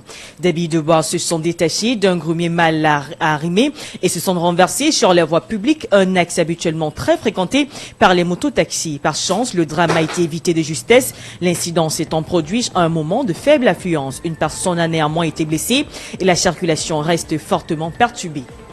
4 membres d'une même famille ont été retrouvés morts dans la matinée d'hier à leur domicile au quartier Moidon à Yokadouma. Parmi les victimes figure Tatiana Ngekam, régisseur de recettes à l'hôpital de district, retrouvé sans vie aux côtés de ses 2 enfants et de son père. Les circonstances exactes du drame restent inconnues, donnant lieu à une enquête approfondie. Les dépouilles ont été transférées à la morgue de l'hôpital de district de Yokadouma pour autopsie. À Mahan, dans la région du Sud, un enfant de 15 ans a mortellement battu un camarade de 12 ans lors d'un jeu qui a viré au drame le week-end dernier. Alors qu'ils comparaient les biens de leurs parents, l'un des garçons a brandi une arme à feu appartenant à son père pour prouver qu'elle était réelle. Un coup est parti, atteignant l'autre enfant au cou. Transporté à l'hôpital de district de Mahan, la jeune victime a été déclarée morte. La responsabilité du parent détenteur de cette arme à feu est ici pointée du doigt par bon nombre. À Limbé, une scène de drague a tourné au drame dans un bar de la ville balnéaire le week-end dernier. Une femme aurait violemment frappé à la tête un homme avec une bouteille après que celui-ci lui abordé de manière jugée irrespectueuse. Transportée d'urgence à l'hôpital, la victime a succombé à ses blessures peu après. Interpellée par les forces de l'ordre, la mise en cause affirme avoir réagi à une insulte. En éducation, les épreuves écrites du baccalauréat général ont débuté ce lundi matin sur l'ensemble du territoire camerounais. Des milliers de candidats se sont rendus dans les différents centres d'examen pour affronter cette étape cruciale de leur parcours académique. Les épreuves se dérouleront sur plusieurs jours, conformément au calendrier établi par l'Office du baccalauréat du Cameroun. Les autorités éducatives ont pris toutes les dispositions nécessaires pour garantir le bon déroulement de ces examens. Flore de Lille, la blogueuse camerounaise résidente en France, a retrouvé la liberté samedi dernier après 24 heures passées à la prison centrale de Nkondengui. De retour au pays, elle avait été interpellée suite à une plainte de l'homme de showbiz Raymond Tiengan qui lui réclamait la somme de 10 millions de francs CFA. Les circonstances exactes de sa libération restent floues et dans un message publié sur sa page Facebook, elle a remercié ses avocats, ses fans et a affirmé vouloir tourner la page. Hatch 2025 à présent, l'aéroport de Koutaba, fermé depuis 1989, a rouvert pour le départ des pèlerins du Noun en route pour le Hatch, suscitant une grande émotion parmi la population. Cet événement historique marque la reprise d'activité d'un site inactif depuis 36 ans. Pendant ce temps, les premiers pèlerins camerounais ont quitté Médine pour la Mecque après un séjour de quelques jours. L'ambassadeur du Cameroun en Arabie Saoudite et le consul général de Jeddah ont accompagné les fidèles en leur prodiguant des conseils, tandis que d'autres groupes continuent à arriver à Médine. C'est tout pour ce point de l'actualité. Merci pour l'écoute. Merci beaucoup Estelle Ngondi, surtout bon début de semaine à vous. Merci. Et ça fait toujours plaisir avec ces informations, cette actualité-là. J'espère qu'un de ces quatre, quelqu'un va pas bondir de chez lui et venir sur la radio demander où est-ce que ça sort. Tout ça va être des bagarres tous les jours. Oui. Des gens peuvent se tuer pour rien. C'est-à-dire, c'est une la bouteille. triste réalité de ce qu'on vit aujourd'hui. Pourquoi on est violent comme ça? Cameroun. C'est quoi? Pourquoi on est violent? Bon, je ne sais pas si je vais dire que il y aurait, par exemple, par hasard, un diable qui s'est installé au Cameroun, parce qu'on a des assassins qui se démarquent au fil du temps, et c'est toujours par des actes qu'ils n'imaginent pas que ça puisse causer un décès. Donc, on n'arrive pas à comprendre. Regardez, par exemple, cette dame qui a effectivement soulevé une bouteille sur un homme. Depuis quand est-ce que les femmes lèvent la bouteille sur des hommes? D'une insulte. Bon, que le gars l'aurait dragué et par la suite il l'aurait injuré. Donc la dame n'a pas elle n'a pas digéré cela. Bon, elle a réagi promptement. Est-ce qu'ils lisent la Constitution où c'est écrit que nul n'a le droit de se rendre justice? Est-ce qu'elles le savent? Combien de Camerounais connaissent effectivement la loi au Cameroun? Voilà. Quand on parle même de leurs propres droits, combien connaissent même déjà leurs propres droits, pour ne pas parler de la loi camerounaise en général? Tout à l'heure, j'ai sursauté quand vous évoquiez d'ailleurs cette histoire avec le camion portant des glumes qui s'est heurté là quelque part. Au niveau de Nialaray. Exactement, à Nialaray. Je peux vous jurer, madame, même en volant de ma vieille voiture, quand je voyage, ou bien quand je roule, du moment où je vois le glumier, je n'ai plus la tête à moi-même, sincèrement. Oui. J'ai toujours l'impression que, mais si l'histoire se détache, t'avais fait comment? Si, que ce soit devant ou derrière, bon, cette histoire, ça arrive aujourd'hui, ça arrive ce matin. Oui, c'est arrivé ce matin, même à Nialaray.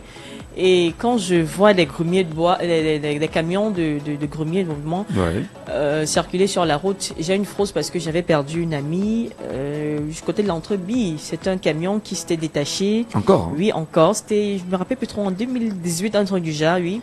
Et malheureusement pour elle était à bord d'une moto et ça les a complètement écrasés. Ouais. Donc il faut dire que ces camions de billes de bois, on doit encore essayer de réguler leur situation sur la voirie. Donc, alors, pourtant, il y a bien sûr des arrêtés mis en place. Ils auraient même interdit de circuler de jour, mais qu'est-ce qui est fait? Quelles sont je vais dire ça comment? Quelles sont les méthodes qui encadrent cette loi-là? Voilà. Bon. Merci beaucoup. Nous, on vous écoutera lorsqu'il sera bien sûr 12h30 sur la radio pour toutes ces informations afin de mieux la garder. Merci beaucoup. Merci à vous de rester sur Jambo FM, madame, messieurs. L'émission se poursuit. Et comme vous le savez, nous parlions toujours, avant de revenir au deuxième sujet, puisqu'il y en a qui tiennent vraiment à réagir sur le comportement du sous-préfet de Ndembo, Jean-Pierre Ndoumbé-Ndika, qui a été très condescendant vis-à-vis des chefs de cette localité-là, bien que pour la Tangandji, un document qui circule, aurait ramené ce dernier, bien évidemment, à la raison, mais qui, dit-on, a cette habitude d'être indécent et irrévérencieux envers non seulement les collaborateurs et les subalternes, parce qu'il dit-on que même ses collaborateurs, ils se comporteraient comme ça avec eux. Mais déjà, on a appris quand même que les chefs humiliés n'ont pas fait le déplacement de la résidence du maire, où il y avait une réception qui était organisée à l'occasion, dont les chefs n'y sont pas allés déjà pour la première, et personne n'a été présenté bien sûr devant le commandant pour pouvoir se faire auditionner, et le commandant en question n'a jusqu'ici pris, on n'a rien entrepris dans ce sens-là pour les y contraindre. On en parle bien sûr ce matin. Merci à vous. Nous sommes avec Glory Mylène, qui tient justement depuis ce matin à réagir sur ce sujet-là qui, plus que jamais, choque la conscience nationale. Glory, bonjour. Bonjour Michel Gachou. Oui, comment vous aviez intégré cette situation quand même de monsieur Ndika, Jean-Pierre, reconnu comme étant le sous-préfet le plus condescendant au vieux sur de tout le monde aujourd'hui au Cameroun. Très mal appris d'ailleurs. Quand tu signes le pacte au diable, tu dois lui servir. Donc le sous-préfet c'est le diable, hein? Non, les chefs, quand tu signes le pacte au diable, tu dois lui servir. Ceux qui avaient accepté partir ce milieu, quand tu pars déjà, quand le RDP t'invite, tu viens t'asseoir, tu dis que tu appelles à la candidature de M. Mbia. Vous attendez à quoi de retour? Si le sous-préfet a réagi comme ça, c'est parce que c'est ce qui se passe par derrière. On est dans les gros paquets. C'est la raison pour laquelle il est venu parler. Les chefs qui n'avaient pas assisté, pourquoi on ne s'adresse pas à eux comme ça? La population n'a rien à y voir. Quand il était parti signer, quand il était parti assister, il n'avait pas fait appel à sa population. Mais les chefs quand même représentent la population, non? Leur communauté, non? Mais le chef a ses disciples. Le chef, est-ce qu'il avait fait une assise? Il est parti lui-même voter parti s'asseoir, faire signer, mettre sa signature. Maintenant, il doit assumer. La population n'a rien à foutre avec le chef. Maintenant, il assume. Mais est-ce que justement, est-ce que ce n'est pas ça qui, aujourd'hui, désacralise même, je vais dire, l'autorité du chef aujourd'hui? Mais c'est toi qui dois te faire respecter, Michel Gachou. C'est à toi de te donner du respect. Oui. Comment un chef doit se mêler de la politique à sorte que d'autres interdisent même qu'il y a les partis politiques qui ne doivent pas exister dans les villages? Ce n'est plus ça. Alors, justement, le sous-préfet se comportant de la sorte, pour vous acquiescez ce comportement qui semble être normal, il me semble. Le sous-préfet se comporte comme ça parce qu'il sait que son patron, la personne qui lui est nommée, se comporte ainsi. Raison pour laquelle c'est qu'on ne doit rien lui faire. Même si on a fait un petit bout de papier en disant que non, on est contre ce qu'il a fait. Est-ce qu'on doit lui recadrer? Est-ce qu'on doit changer son poste? Est-ce qu'on doit lui laisser à la maison? Non, il doit continuer à travailler. Parce que lui-même aussi, la personne, il ne respecte pas les instructions de la République. Alors tout à l'heure, il y a un auditeur, M. Saban, qui nous a appelé de Boya, qui a demandé à ses chefs supérieurs de se mettre ensemble et de rédiger une pétition qui feront parvenir au gouverneur de la région du Nord et y compris au chef de l'État. Vous pensez qu'une telle solution, ça peut porter des fruits? Michel Gachou, qu'est-ce qu'ils vont écrire là-dedans? Qu'ils ont été méprisés. Qu'ils ont été méprisés. Ils sont méprisés. Non, ils ne vont pas dire qu'ils sont méprisés. Eux-mêmes, ils se sont fait mépriser. Michel Gachou, quand tu as signé, quand tu t'assois sur une table avec quelqu'un, tu signes les accords, tu dois assumer tes accords. Quelles que soient les circonstances, ils n'ont rien à faire. Ils n'ont pas de doléances à faire pour eux. Ils vont assumer. On ne les a même pas bien humiliés. Le Cameroun doit être droit. C'est pour ça qu'on attend octobre pour que tout soit redressé. Parce que tout ça, ce sont les rebuyards. Mais les mêmes chefs, justement, que vous attendez en octobre, sont ceux-là qui appellent la population à se mettre derrière leur choix. Eux, vous en dites quoi? Raison pour laquelle je suis en train de vous dire, Michel Ngachou, ils sont partis signer là-bas, ceux qui ont dit à M. Ndiaye représenté. Et ils sont venus convaincre les populations, mais les populations sont en train de vivre au martyr, ils ne veulent pas savoir la population parce qu'on les donne des gros paquets par derrière. Donc ça, la population prend ses propres responsabilités parce que le chef ne nourrit personne. Très bien. Merci beaucoup, mon cher. Merci beaucoup pour votre rapport ce matin en direct. Nous sommes avec Cristiano en direct avec nous également ce matin. Cristiano, bonjour. Bonjour Michel, bonjour aux copanélistes et bonjour à l'auditoire. Alors, ce sujet-là, il vous parle, Cristiano. En quoi est-ce qu'il est important pour vous? Dites-nous. Et oui, tout à l'heure, j'ai un peu écouté les uns et les autres parler, même si au départ, j'ai pas complètement suivi votre chronique, mais non, il s'agissait pas d'une chronique. Il s'agissait pas d'une chronique. Il s'agissait simplement d'une sortie d'un sous-préfet qui a été extrêmement condescendant vis-à-vis des chefs d'une localité, à Garoua, dans la Benoué précisément, estimant que ces derniers n'ont pas apporté leur contribution suffisante pour l'organisation de la fête du 20 mai, et d'ailleurs, demandant au commissaire de police, au commissaire de sécurité, et bien sûr au commandant de brigade, de les entendre sur procès verbal, auquel cas ces derniers également seront gardés au parquet. Finalement, est-ce qu'on n'est pas avec vraiment les petites mains de la dictature, là? Monsieur Michel Ngachou, tout à l'heure vous avez demandé s'il faut acquiescer ou bien il faut condamner ce type d'acte. Mais je vous dirais qu'il ne s'agit pas devant un tel acte. Il ne s'agit pas d'acquiescer ce genre de comportement de sous-préfet, mais il s'agit tout simplement d'expliquer pourquoi tout cela arrive au Cameroun. Donc, alors, le comportement condescendant et paternaliste de cette autorité déconcentrée, qui est le sous-préfet de ce village, vient s'agréger à tant de cas de figure au Cameroun, comme cela. On a eu à vivre beaucoup de cas de figure comme cela au Cameroun. J'ai bien envie un peu de remonter le temps, en invoquant un cas qui s'était présenté, je crois c'était dans le centre Cameroun, où un préfet était en train d'enjoindre à un chef traditionnel de porter les seaux. Vous rappelez peut-être. C'était dans le sud. Ah, oui, dans le sud. D'ailleurs, le chef en question n'est plus de ce monde, il faut le rappeler. Voilà, c'est ça.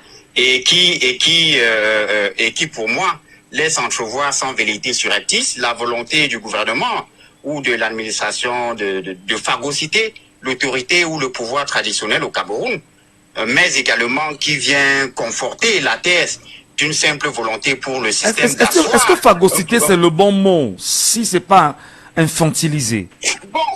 Je crois que phagocyter, vous avez bien raison. Vous avez raison parce que là, j'ai un peu eu peur des mots. J'ai eu parce que ce mot-là ne pèse pas d'un véritable poids.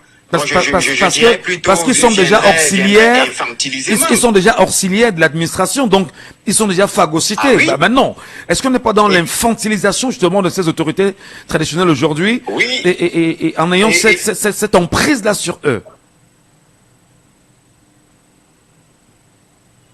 Et je crois là vous m'avez prêté exactement le terme qu'il fallait utiliser tout à l'heure.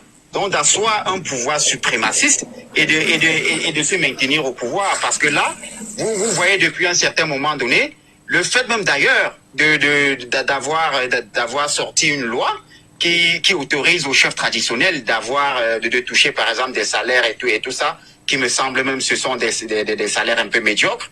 Et tout ça, ce sont des salaires précaires dérisoires. C'est 200 000 pour les chefs de premier degré, 100 000 pour les chefs de deuxième degré, et 50 000 pour ceux du troisième degré. Et 50 000. Voilà, très bien. Et tout ça, vous allez voir tous ces éléments. On expliquerait tous ces éléments dans l'optique du pouvoir en place, de se maintenir, donc de consolider et de se maintenir au pouvoir. Donc vous voyez que la sacralité du chef traditionnel aujourd'hui a été détruite par cet état de choses.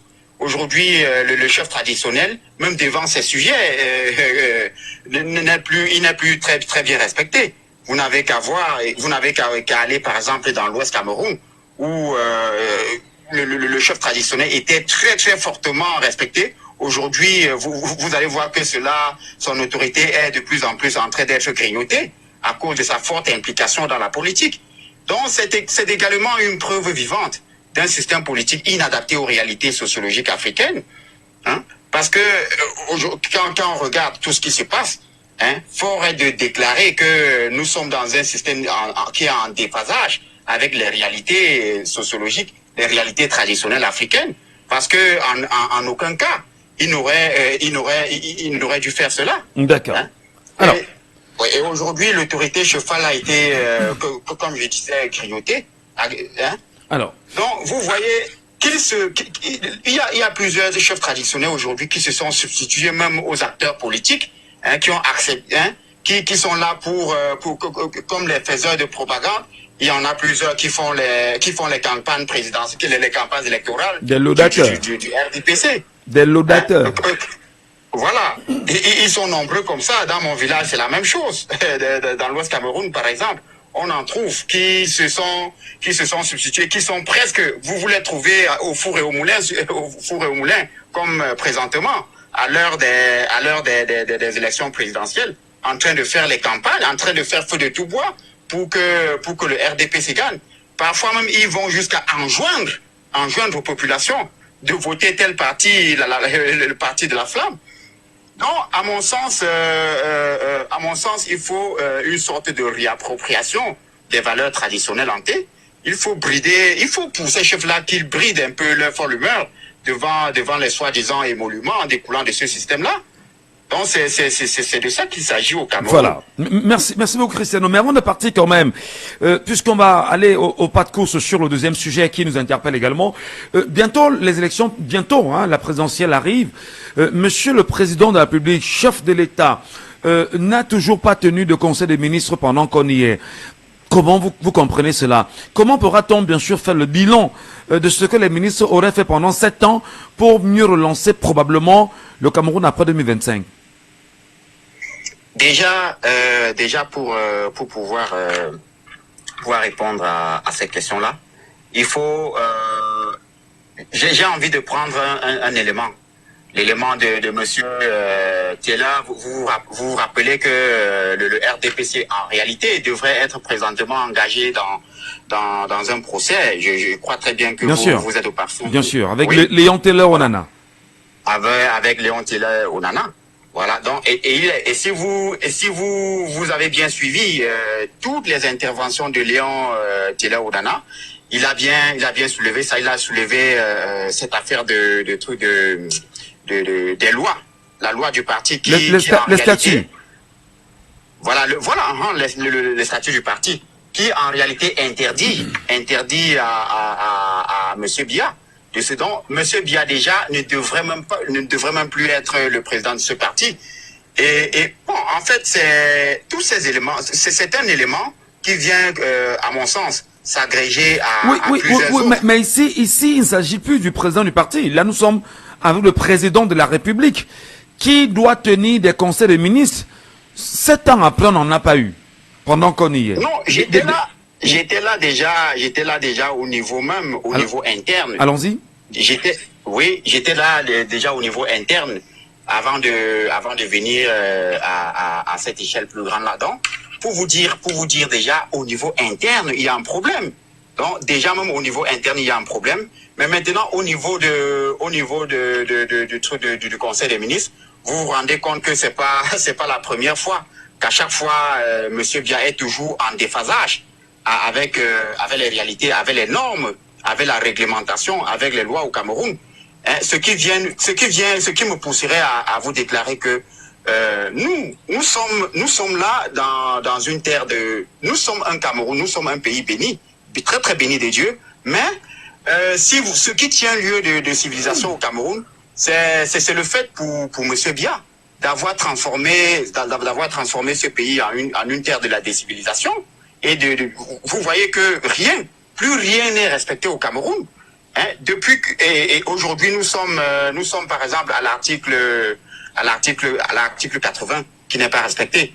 Ne pensez même pas, ne rêvez même pas que Monsieur Biya peut-être lui, ne pensez même pas qu'il ferait que lui il va inverser la tendance. Il ne va même pas inverser la tendance. Voilà justement. Il ne va même pas inverser la tendance. On vous a suivi, Cristiano. Vous restez avec nous. Oger également est avec nous ce matin. Oger qui nous suit. Bonjour. Bonjour Michel et bonjour à tous les auditeurs. Alors, bien évidemment, d'ailleurs, on va commencer par la réflexion sur le sous-préfet de Ndembo qui a eu un comportement irrévérencieux. Qu'est-ce que vous en dites, vous? Moi, tout simplement, je dirais que c'est pas un cas isolé. Hein. C'est pas un cas isolé. Nous avons juste eu la chance que cette fois-ci, ça a été filmé, mais je crois qu'autour de nous observons. On a même eu un sous-préfet qui allait jusqu'à tuer sa compagne. Donc c'est pas nouveau. Exactement. Voilà. Exactement. Et je veux dire, tout ça, c'est dû à la mendicité. Je sais pas. Il y a un professeur au Cameroun qui a utilisé ce terme. C'est la mendicité. On a rendu nos élites, nos représentants, ceux qui garantissent même l'identité culturelle, nos chefs comme des mendiants, au point où on peut s'adresser à ceux-là que nous respectons de la façon la plus irrespectueuse possible. Et je crois que c'est ça, c'est à eux de comprendre. C'est à eux, pour ceux qui peuvent encore comprendre, qu'on arrive à la croisée des chemins. Et à la croisée des chemins, la dictature n'a pas d'amis. Tous ceux seront broyés par la dictature. La dictature ne défend que ses intérêts. Du moment où ses intérêts sont menacés, sachez qu'il n'aura aucun frein à vous écraser vous aussi. Aucune pitié. Et ça dit justement que elle est en train de mieux s'exprimer là encore et pourra plus que jamais être présente visiblement, à vous entendre parler. Hein. Non, exactement. Je crois qu'on aura des cas encore plus marqués que ceux-ci. Et déjà, je me dis que chacun prenne ses responsabilités. Parce qu'en tant que chef, il représente en quelque sorte aussi le peuple. Hein. Il représente aussi, c'est reconnu que, même par la loi, qu'il représente aussi le peuple.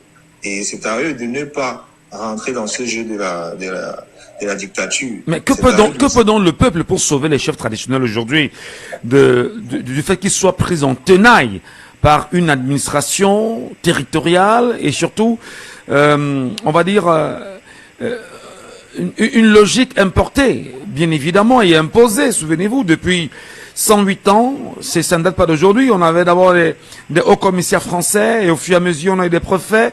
C'est importé de la France déjà, hein, il faut le reconnaître, hein, parce qu'il y a des préfets. En France, il y a des... Voilà, c'est le modèle français qu'on a au Cameroun. Comment amener les populations à sauver, bien sûr, leurs autorités traditionnelles? Je crois que les populations doivent d'abord comprendre ce qui se passe. Et j'ai comme l'impression que les populations ne le comprennent pas suffisamment. Il faut que la population accepte et regarde autour de soi et comprenne que notre culture, nous perdons de jour en jour. C'est dû à cette dictature-là. Et on sanctionne la dictature par les élections. Et nous savons très bien que nous ne sommes pas dans un système forcément démocratique au Cameroun. Parce qu'elle est quand même à la solde du régime. Parce que le Conseil constitutionnel est à la solde du régime. Et dans ces cas-là, n'oublions pas que c'est le peuple qui est souverain au Cameroun. Et la souveraineté, ça passe par n'importe quelle forme d'expression. Nous n'encourageons pas nous espérons une transition la plus paisible possible. Et nous savons que ce régime aussi est accroché à son pouvoir et est prêt à tout pour ne pas y renoncer. Voilà. Merci. Justement, sur le deuxième sujet qui nous interpelle, le chef de l'État n'a toujours pas jusqu'à présent convoqué le Conseil des ministres. Dites-nous concrètement, le RDPC peut-être n'en parle pas beaucoup sur la question du bilan, parce que ça nous permet au moins d'avoir le bilan. Les ministres, qu'est-ce qu'ils vous ont apporté pendant 7 ans, globalement? Quelle est l'identité que vous portez sur chacun d'entre eux? Est-ce que les choses auraient évolué entre-temps pour vous ou pas? Bon, on ne peut pas dire que rien n'a bougé. il gesticule, mais nous savons que c'est comme un bateau qui n'a pas de direction parce que le chef de l'État n'a plus, même du point de vue physique, il n'a plus la force pour pouvoir tenir un certain nombre d'engagements. Nous parlons là d'un État qui est complexe à gérer, qui est difficile à gérer. Nous parlons là d'un État qui vit dans un contexte international difficile. Si vous regardez ce qui se passe aux États-Unis, la Russie, le contexte international est difficile. Et avoir un bateau comme ça sans pilote, c'est naviguer à vue. Il gesticule beaucoup. C'est pour ça que vous voyez la dette au Cameroun voyage à des vitesses très élevées. On ne dit pas que notre dette soit très haute, mais la vitesse avec laquelle elle grandit, elle augmente de jour en jour. C'est dû à cette navigation en vue. Combien de temps va encore laisser la future génération payer pour les fautes? Le fait que nous soyons tous, ce n'est pas seulement la responsabilité des leaders politiques, tous les citoyens sont endormis. Tous les citoyens se couchent face à cette dictature. Il faudra bien évidemment à un moment se lever et sanctionner cette dictature-là. Alors, c'est-à-dire que l'ensemble des fautes, l'ensemble des manquements, les engagements non validés, le budget siphonné, en 7 ans véritablement, les Camerounais victimes de tout ceci, sans conseil de ministre, le chef de l'État quasiment distant de ses collaborateurs. Et il y a une chance pour le RDPC en 2025, visiblement. Le RDPC a toutes ses chances parce qu'ils ont la machine d'État. Mais je dis, si le peuple ne se lève pas, nous allons aller de mal en pire. Ne pensons pas que nous avons déjà vu. Nous sommes déjà, on ne peut pas souffrir plus que ça. Il y a pire que ça. C'est ce qui nous attend si on ne sanctionne pas ce régime-ci. Et nous parlions tout à l'heure de l'ensauvagement des Camerounais. Nous voyons de plus en plus des crimes bizarres, des gens qui ne sont pas jugés, la justice est manipulée. Nous avons... Allez-y, on vous écoute. Nous avons des populations qui ne sont pas assistées du point de vue de la santé. La vie humaine est ramenée à... Je sais pas... Nous sommes comme des animaux pratiquement. Ouais. On ne donne plus l'importance à la vie humaine. Merci, merci. Pourquoi? Oui, allez-y. Pour la pourquoi conservation du pouvoir. Voilà, merci beaucoup, G. Cette occasion de 2025 est à ne pas manquer vraiment. Il faut que le peuple prenne conscience et sanctionne ce régime. Alors, merci beaucoup, Roger, ce peuple-là qui nous écoute ce matin et qui prendra la parole. Lion Blanc est avec nous également ce matin et en direct sur ces deux questions-là qui nous interpellent dans cet entretien que nous menons, on va dire, avec vous. Lion Blanc, bonjour et bienvenue ce matin, chers compatriotes. Bonjour, monsieur Michel Ngachou. Bonjour à tous les Camerounais. Bonjour à tous les auditeurs de l'émission Laissons parler les gens. Oui. Nous allons parler. Devenu aujourd'hui, devenu un rendez-vous incontournable pour beaucoup de Doualais et bien sûr beaucoup de Camerounais. Nous vous écoutons, Lion Blanc. Allez-y. Oui, bon, vu la sortie du sous-préfet face au chef traditionnel, pour moi, c'est bien ce qui les arrive. Si le sous-préfet là pouvait les enfermer, même ces 7 ans, comme on a fait avec nos opposants politiques, ça devait être trop bien. Vous n'allez pas le dire. J'adore quand les limaces. J'adore quand les limaces se consomment entre eux. Vous voyez? Non, c'est entre eux d'abord, parce que ce sont eux qui ont décidé de s'associer à la personne qui nomme ou qui forme les sous-préfets. D'où vient la notion de décolonisation inachevée. Le colon est parti, la peau blanche est partie, laissant des noirs avec une colonisation d'abord déjà mentale et remplaçant leur statut personnel et violence par les autres noirs, pas les autres Camerounais. Je voudrais à votre suite, permettez, je voudrais à votre suite, comme j'aime souvent le rappeler, que les choses que le Cameroun a héritées de la France coloniale, il y a la violence, je dis bien violence en majuscule, mêlée de barbarie, de sauvagerie et tout ce qu'on connaît. Il y a le mensonge, et là, effectivement, vous n'avez qu'à voir comment certains se comportent, et il y a le vol. Voilà les 3 grands héritages que la France coloniale a légués à l'administration camerounaise avant son départ.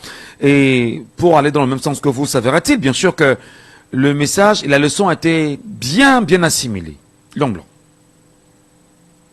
Exactement, la leçon a été bien assimilée. C'est pour ça que je dis que bon, la décolonisation inachevée.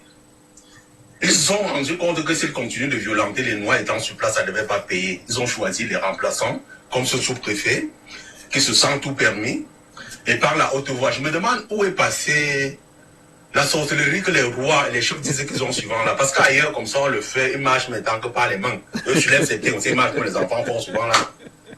Ou le gris-gris, c'est seulement pour attaquer les petits enfants qui sont au quartier, voler 2 poulets, 3 poulets, on dit que la justice, on va t'amener chez le roi, on va faire des choses mystiques, on va t'amener chez Dekolanda, les choses comme ça. Non.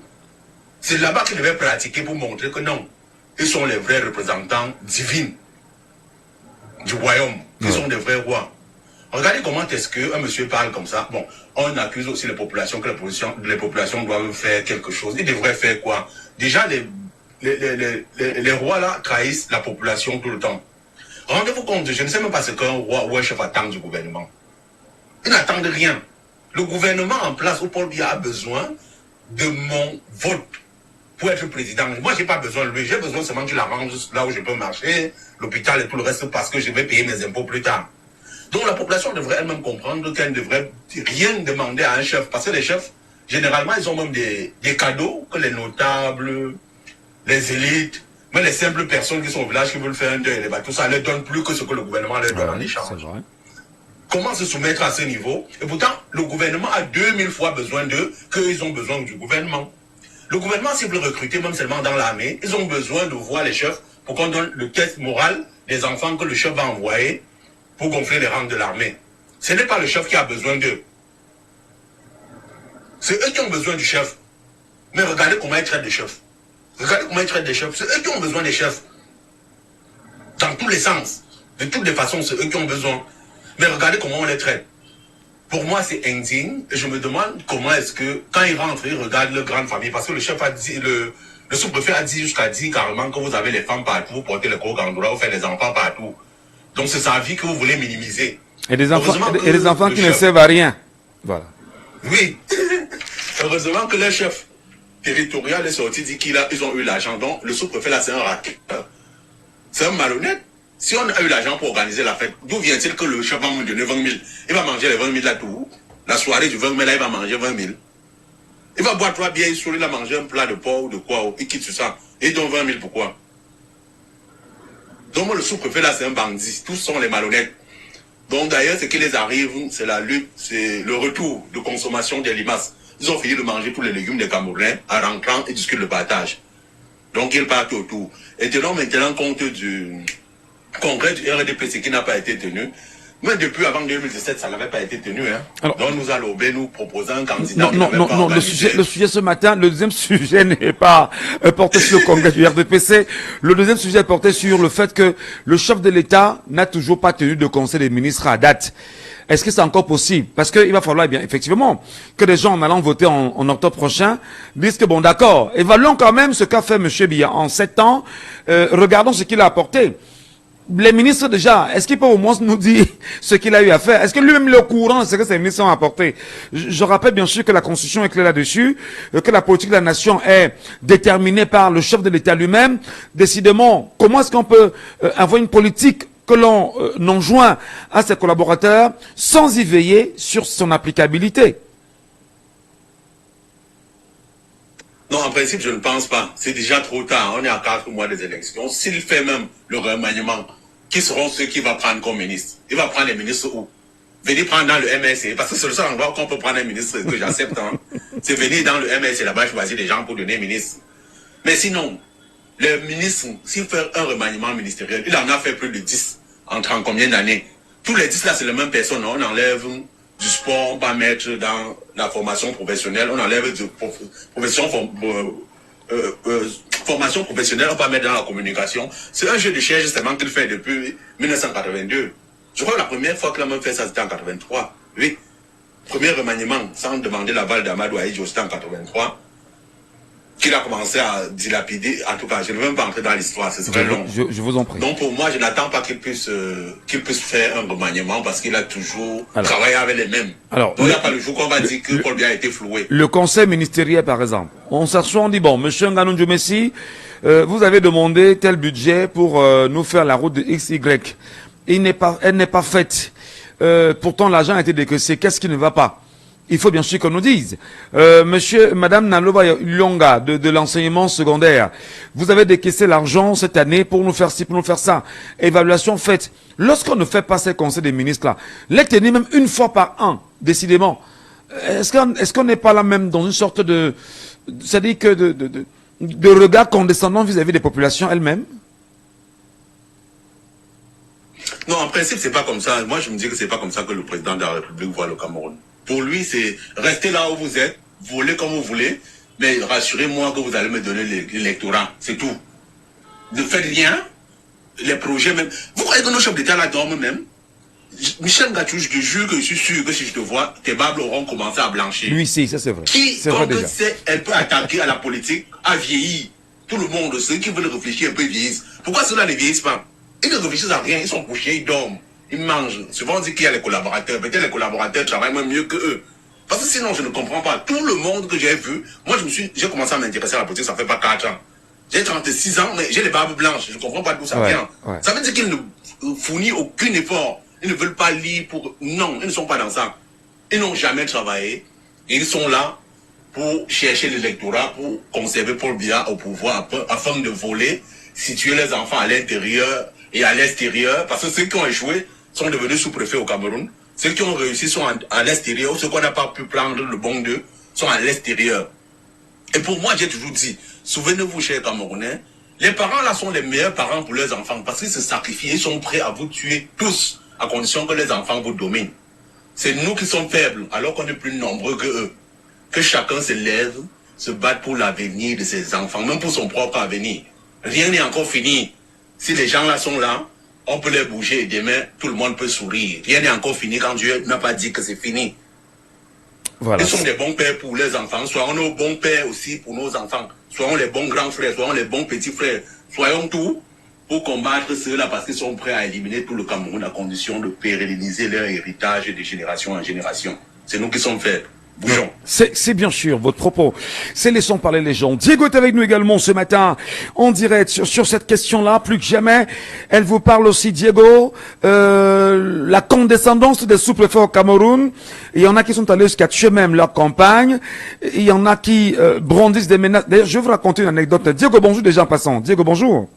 Ouais, bonjour Michel et bonjour à tous les auditeurs de l'émission Laissez parler les gens. Alors, vous le savez, sans publicité, hein, moi je présente beaucoup de mariages et j'ai eu deux cas quand même incroyables. Une fois, je suis allé présenter un mariage à Makenene et arrivé à Makenene, en plein centre hein, de Makenene, c'est-à-dire qu'on a coupé la route en deux là. Je parle bien sûr de l'Axe on l'a coupé en deux. Et le sous-préfet à l'époque était invité à ce mariage-là. Et pendant le mariage, le sous-préfet me fait savoir, il me dit que bon, dans la liste qu'on t'a donnée là pour les tout d'honneur, n'appelle pas telle personne, appelle telle personne. Je lui dis non, c'est pas ton mariage, monsieur le sous-préfet. Tu restes dans ta position d'invité et moi je reste dans ma position de présentateur. Alors là, le sous-préfet a failli se déshabiller en plein Makenene et il a fallu de peu que les gens viennent lui dire ben non, calme-toi, vraiment Michel, fais ce qu'il te demande. J'ai dit non, je ne fais pas ce qu'il me demande. Il est invité. Ce n'est pas à lui, il n'est pas au-dessus du mariage, il n'est pas au-dessus des mariés.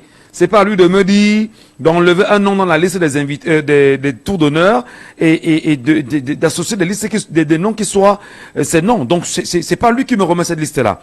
J'ai eu un deuxième cas, je suis allé présenter un mariage à Bazou. Arrivé à Bazou, effectivement, le sous-préfet, je ne sais pas s'il est encore là. Non, monsieur, baissez la musique, vraiment. On lui dit, je lui dis, mais monsieur le sous-préfet, vous êtes invité, vous n'êtes pas ici, vous êtes invité là. Restez dans votre position d'invité. C'est pas à vous de nous dire comment on doit se comporter. Donc, si on a mis une musique dans l'espace et vous êtes invité, si vous estimez que vous n'êtes pas content et que vous n'êtes pas dans votre... Oui, on va baisser, mais c'est pas à vous de nous dire, si vous ne baissez pas... non, je lui ai dit non, gardez votre position de sous-préfet, d'invité, et déshabillez-vous, dépouillez-vous de vos oripeaux de sous-préfet, et voilà. Alors, le même soir, on m'a dit, ben non, c'est le sous-préfet. Je dis, ben, vous m'avez pris comme présentateur, donc gardez-moi comme votre présentateur. Le présentateur n'a pour rôle que de présenter son événement. Et le seul patron du présentateur dans un événement, surtout de mariage comme c'est le cas, ce ne sont que les mariés. Donc, vous voyez un peu, décidément, on nous trépasse quand même. Je me dis, les pouvoirs, on décide de tout, en tout, partout et pour tout, cher monsieur, au point d'être aussi méprisant vis-à-vis de nos chefs traditionnels. Pour revenir au sujet. Diego. Ouais, Michel. En tout cas, je voulais dire, comme je disais tantôt, alors j'ai encore pris la parole, je suis désolé. En fait, moi, je vais vous raconter une petite histoire très rapidement. Parce que la chance que j'ai eue, je viens d'une famille royale. Chez nous, les étions là-bas, moi, je suis un Nengap. Et moi, mon grand-père, le père de ma mère, était chef du village. Ça, c'était des vrais chefs à l'époque. Mon grand-père était conseiller dans un marine. Quand ma mère me raconte comment mon grand-père était, mon grand-père, c'était des chefs qui savaient dire non. C'était des chefs, quand la police venait le chercher, ils disparaissaient, mais parce qu'ils avaient encore du pouvoir. Ce n'était pas ceux qui sont aujourd'hui les chasseurs, ou un petit sang, une femme. C'est pas si il y a des hélicoptères qui passent là. Un hélicoptère de la police, vous m'entendez bien? Oui, on vous entend même s'il y a l'hélico derrière, mais allez-y, on tend l'oreille. Oui, ok, désolé pour le coup, je suis dans la rue en fait. Donc, je disais donc que à cette époque, les chefs avaient encore du pouvoir, c'était des vrais chefs, ils savaient dire non. Aujourd'hui, on a transformé des chefs à des jouisseurs, tout ce qui compte pour eux, et les petits sont en 10 000 qu'on les donne à la fin du mois, parce qu'aujourd'hui, c'est le petit frère de ma mère qui est chef. Médio Placide. Un avocat en plus. Mais je vous dis que mon oncle là, c'est, excusez-moi du terme, c'est un mangea. Pour moi, c'est un monsieur que je ne respecte pas. Quand j'ai suivi ce qu'il avait fait là, à la dernière élection au village, moi, je ne lui ai plus jamais dit bonjour. Médio Placide. Ce monsieur, oui, le chef de Colan 1. Moi, je suis un Ngap. Après ça, ce monsieur a forcé les mamans du village à voter pour le RDPC. Si vous voyez, les mamans du village, elles sont pas là à l'école, elles ne connaissent rien en politique. On lui dit juste que, voilà le bulletin de vote, va mettre en avant des lampes. On dit pour un seul parti, elle n'est pas seulement mettre, elle sait que c'est quoi. Si tu veux même lui expliquer, même la politique, elle ne va pas comprendre. Voilà comment donc vous voyez, Paul Biya gagne les élections. Parce que je vais vous dire une vérité, Paul Biya perd les élections en ville. Là-bas, il ne peut pas tricher. Regardez bien, le MS avait gagné à Douala. Paul Biya ne peut pas tricher en ville parce que les gens vont à l'école. Donc, si les Camerounais veulent vraiment suivre le vote, aller dans les bas-fonds du Cameroun, c'est là-bas que tout se joue. Un village qui peut avoir 2000 habitants, 1000 habitants, 3000 habitants, là-bas, on ressort au moins 50 000 bulletins de vote du RDPC. Ça, c'est quelque chose que je peux vous rassurer. Le bourrage là-bas ne souffre de rien. Avec la complicité de ces chefs aujourd'hui qu'on est en train de menacer. Parce que ces chefs, Léon Blanc a parlé tout à l'heure en disant que ces chefs méritent même aller en prison. Je vous dis que c'est vrai. Vous n'imaginez pas ce que les chefs là font pour que le Cameroun reste dans le statu quo. Je vous dis que c'est les mêmes singuliers du régime. Ces gens qui travaillent beaucoup pour le régime en termes de trucage d'élection. Voilà pourquoi on peut se permettre de leur parler ainsi, parce que c'est comme dans une mafia.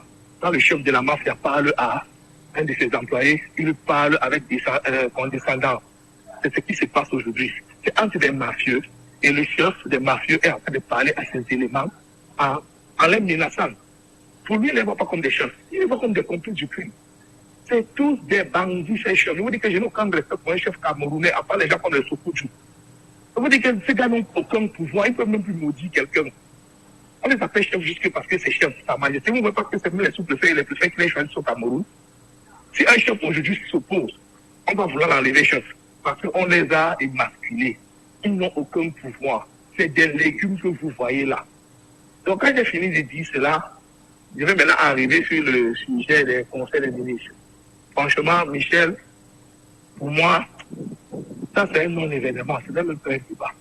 Parce que même à l'époque, ils faisaient les conseils des ministres, les ministres avaient porté pour le Cameroun. Paul Biya, quand il donne le budget de chaque ministère, je vais vous rassurer quelque chose, c'est l'argent des poches qui donne à ces ministres. Il n'y a pas de ministère qui existe au Cameroun, il n'y a rien. Paul Biya, c'est l'alpha et l'oméga. Je vous dis que l'homme là, c'est le ciel et la terre. Paul Biya donne à chacun ses milliards de poches chaque année pour le maintenir et être sûr qu'il va ramener l'électorat au moment venu. C'est comme une femme que tu entretiens, tu lui fais ses soins de visage, soins de corps et tout, tu achètes tout ce qu'il faut pour elle, mais tout ce que tu lui demandes en retour, c'est ta fidélité, c'est sa fidélité. Je vous dis que c'est dans le même contexte que nous, on est au Cameroun. Il faut bien à ces femmes qui sont les ministres, ils les entretiennent, et maintenant, eux, ils doivent aller sur le terrain, aller rendre les Camerounais toc-toc. C'est ça le but. Bon, c'est peut-être vrai que c'est une figure de style que vous faites, mais je voudrais bien qu'on s'entende. Quand vous dites que il donne de l'argent de poche à ses ministres, quand même, bon, c'est assez grave. C'est quand même un budget d'État. C'est l'argent des Camerounais, c'est l'argent du contribuable. Michel, pour sortir. Michel, combien de fois on a entendu qu'on a sorti l'argent pour ceci, pour cela, rien n'a été fait, quelqu'un n'a pas été interpellé. Vous pensez que dans un pays, ça peut se passer. Vous dites que le ministre là, s'il savait qu'on pouvait l'arrêter, l'argent, on lui avait donné ça pour faire vraiment ce dont on a dit là. Je vous dis qu'il l'aurait fait au moins de moitié. Comme c'était chez les Blancs, on le fait parce qu'ils sont trop honnêtes. Non, les Blancs sont malhonnêtes, pire que tout. Je vous dis la vérité. Quand les gens disent que les Blancs sont honnêtes, les Blancs sont propres, moi j'ai ri, les Blancs sont sales, mais c'est que chez eux, on a fini la saleté. Vous allez voir dans leur maison, il y a les Blancs qui font un mois, ils ne valaient même pas console. Pour organiser une société, il faut mettre, comment on dit, la sanction. Au Cameroun, le ministre là sait qu'il ne sera pas sanctionné. Au Camerounais, quand on dit que c'est le budget de l'État, mais le ministre sait que c'est son argent de poche. Je vous dis la vérité, s'il savait un moment que c'était le budget de l'État, ce monsieur aurait au moins fait de moitié. D'accord. Chaque ministère, chaque année, nous payons nos impôts et ils attendent de ça quand ça arrive dans le ministère pour prendre ça comme l'argent de poche. Ils gèrent leurs petites copines avec leurs enfants et tout. Donc il n'y a pas de Cameroun qui existe. Moi, je vais dire aux Camerounais que s'ils ne sont pas prêts à se lever, parce qu'il n'y aura pas une élection, c'est une parodie d'élection qu'on veut faire. On voit tout ce qui se passe, l'ONU, tout ça. Il n'y a rien là-bas derrière. L'élection, c'est une élection prétexte. Si les Camerounais ne sont pas prêts à sortir, donner encore 5 ans à l'homme là, nous sommes dehors. On va continuer à manger, se soigner. Voilà. Merci beaucoup. Merci. Et les Paco est avec nous justement, comme le dernier auditeur de ce matin. Et les Paco, bonjour et bienvenue sur Jumbo FM. Très patient quand même ce matin, il faut le rappeler. Bonjour les Paco. Bonjour aux auditeurs d'Indiabo, mais monsieur Michel Gachou, comment ne pas être patient? Nous admirons ce que vous faites comme travail et vous écoutez pendant ces 2 heures, écoutez tous ces auditeurs. C'est comme c'est un carburant pour le combat ou pour la résistance. Je ne sais pas comment on peut dire ça. Donc, une fois que j'ai dit cela, monsieur Gachou Numba, s'il vous plaît, permettez-moi de réagir à l'actualité. Parce que on vient d'avoir un second infanticide sur le modèle du petit Matisse. De quoi s'agit-il? On ne peut pas nous dire qu'un enfant est parti, a tué son camarade avec le fusil ou le pistolet de son papa. Moi-même, qui vous parle, j'ai une arme. Mais quand on a une arme, il y a des conditions pour garder cette arme-là. C'est d'ailleurs prescrit par la mûrier. Deuxième chose, il y a un mécanisme pour déclencher l'arme. L'arme, c'est pas un pistolet pour bébé que vous prenez, vous tirez directement et le coup part. Il y a une façon d'enclencher l'arme que les enfants ne connaissent pas, il n'y a que le propriétaire qui connaît.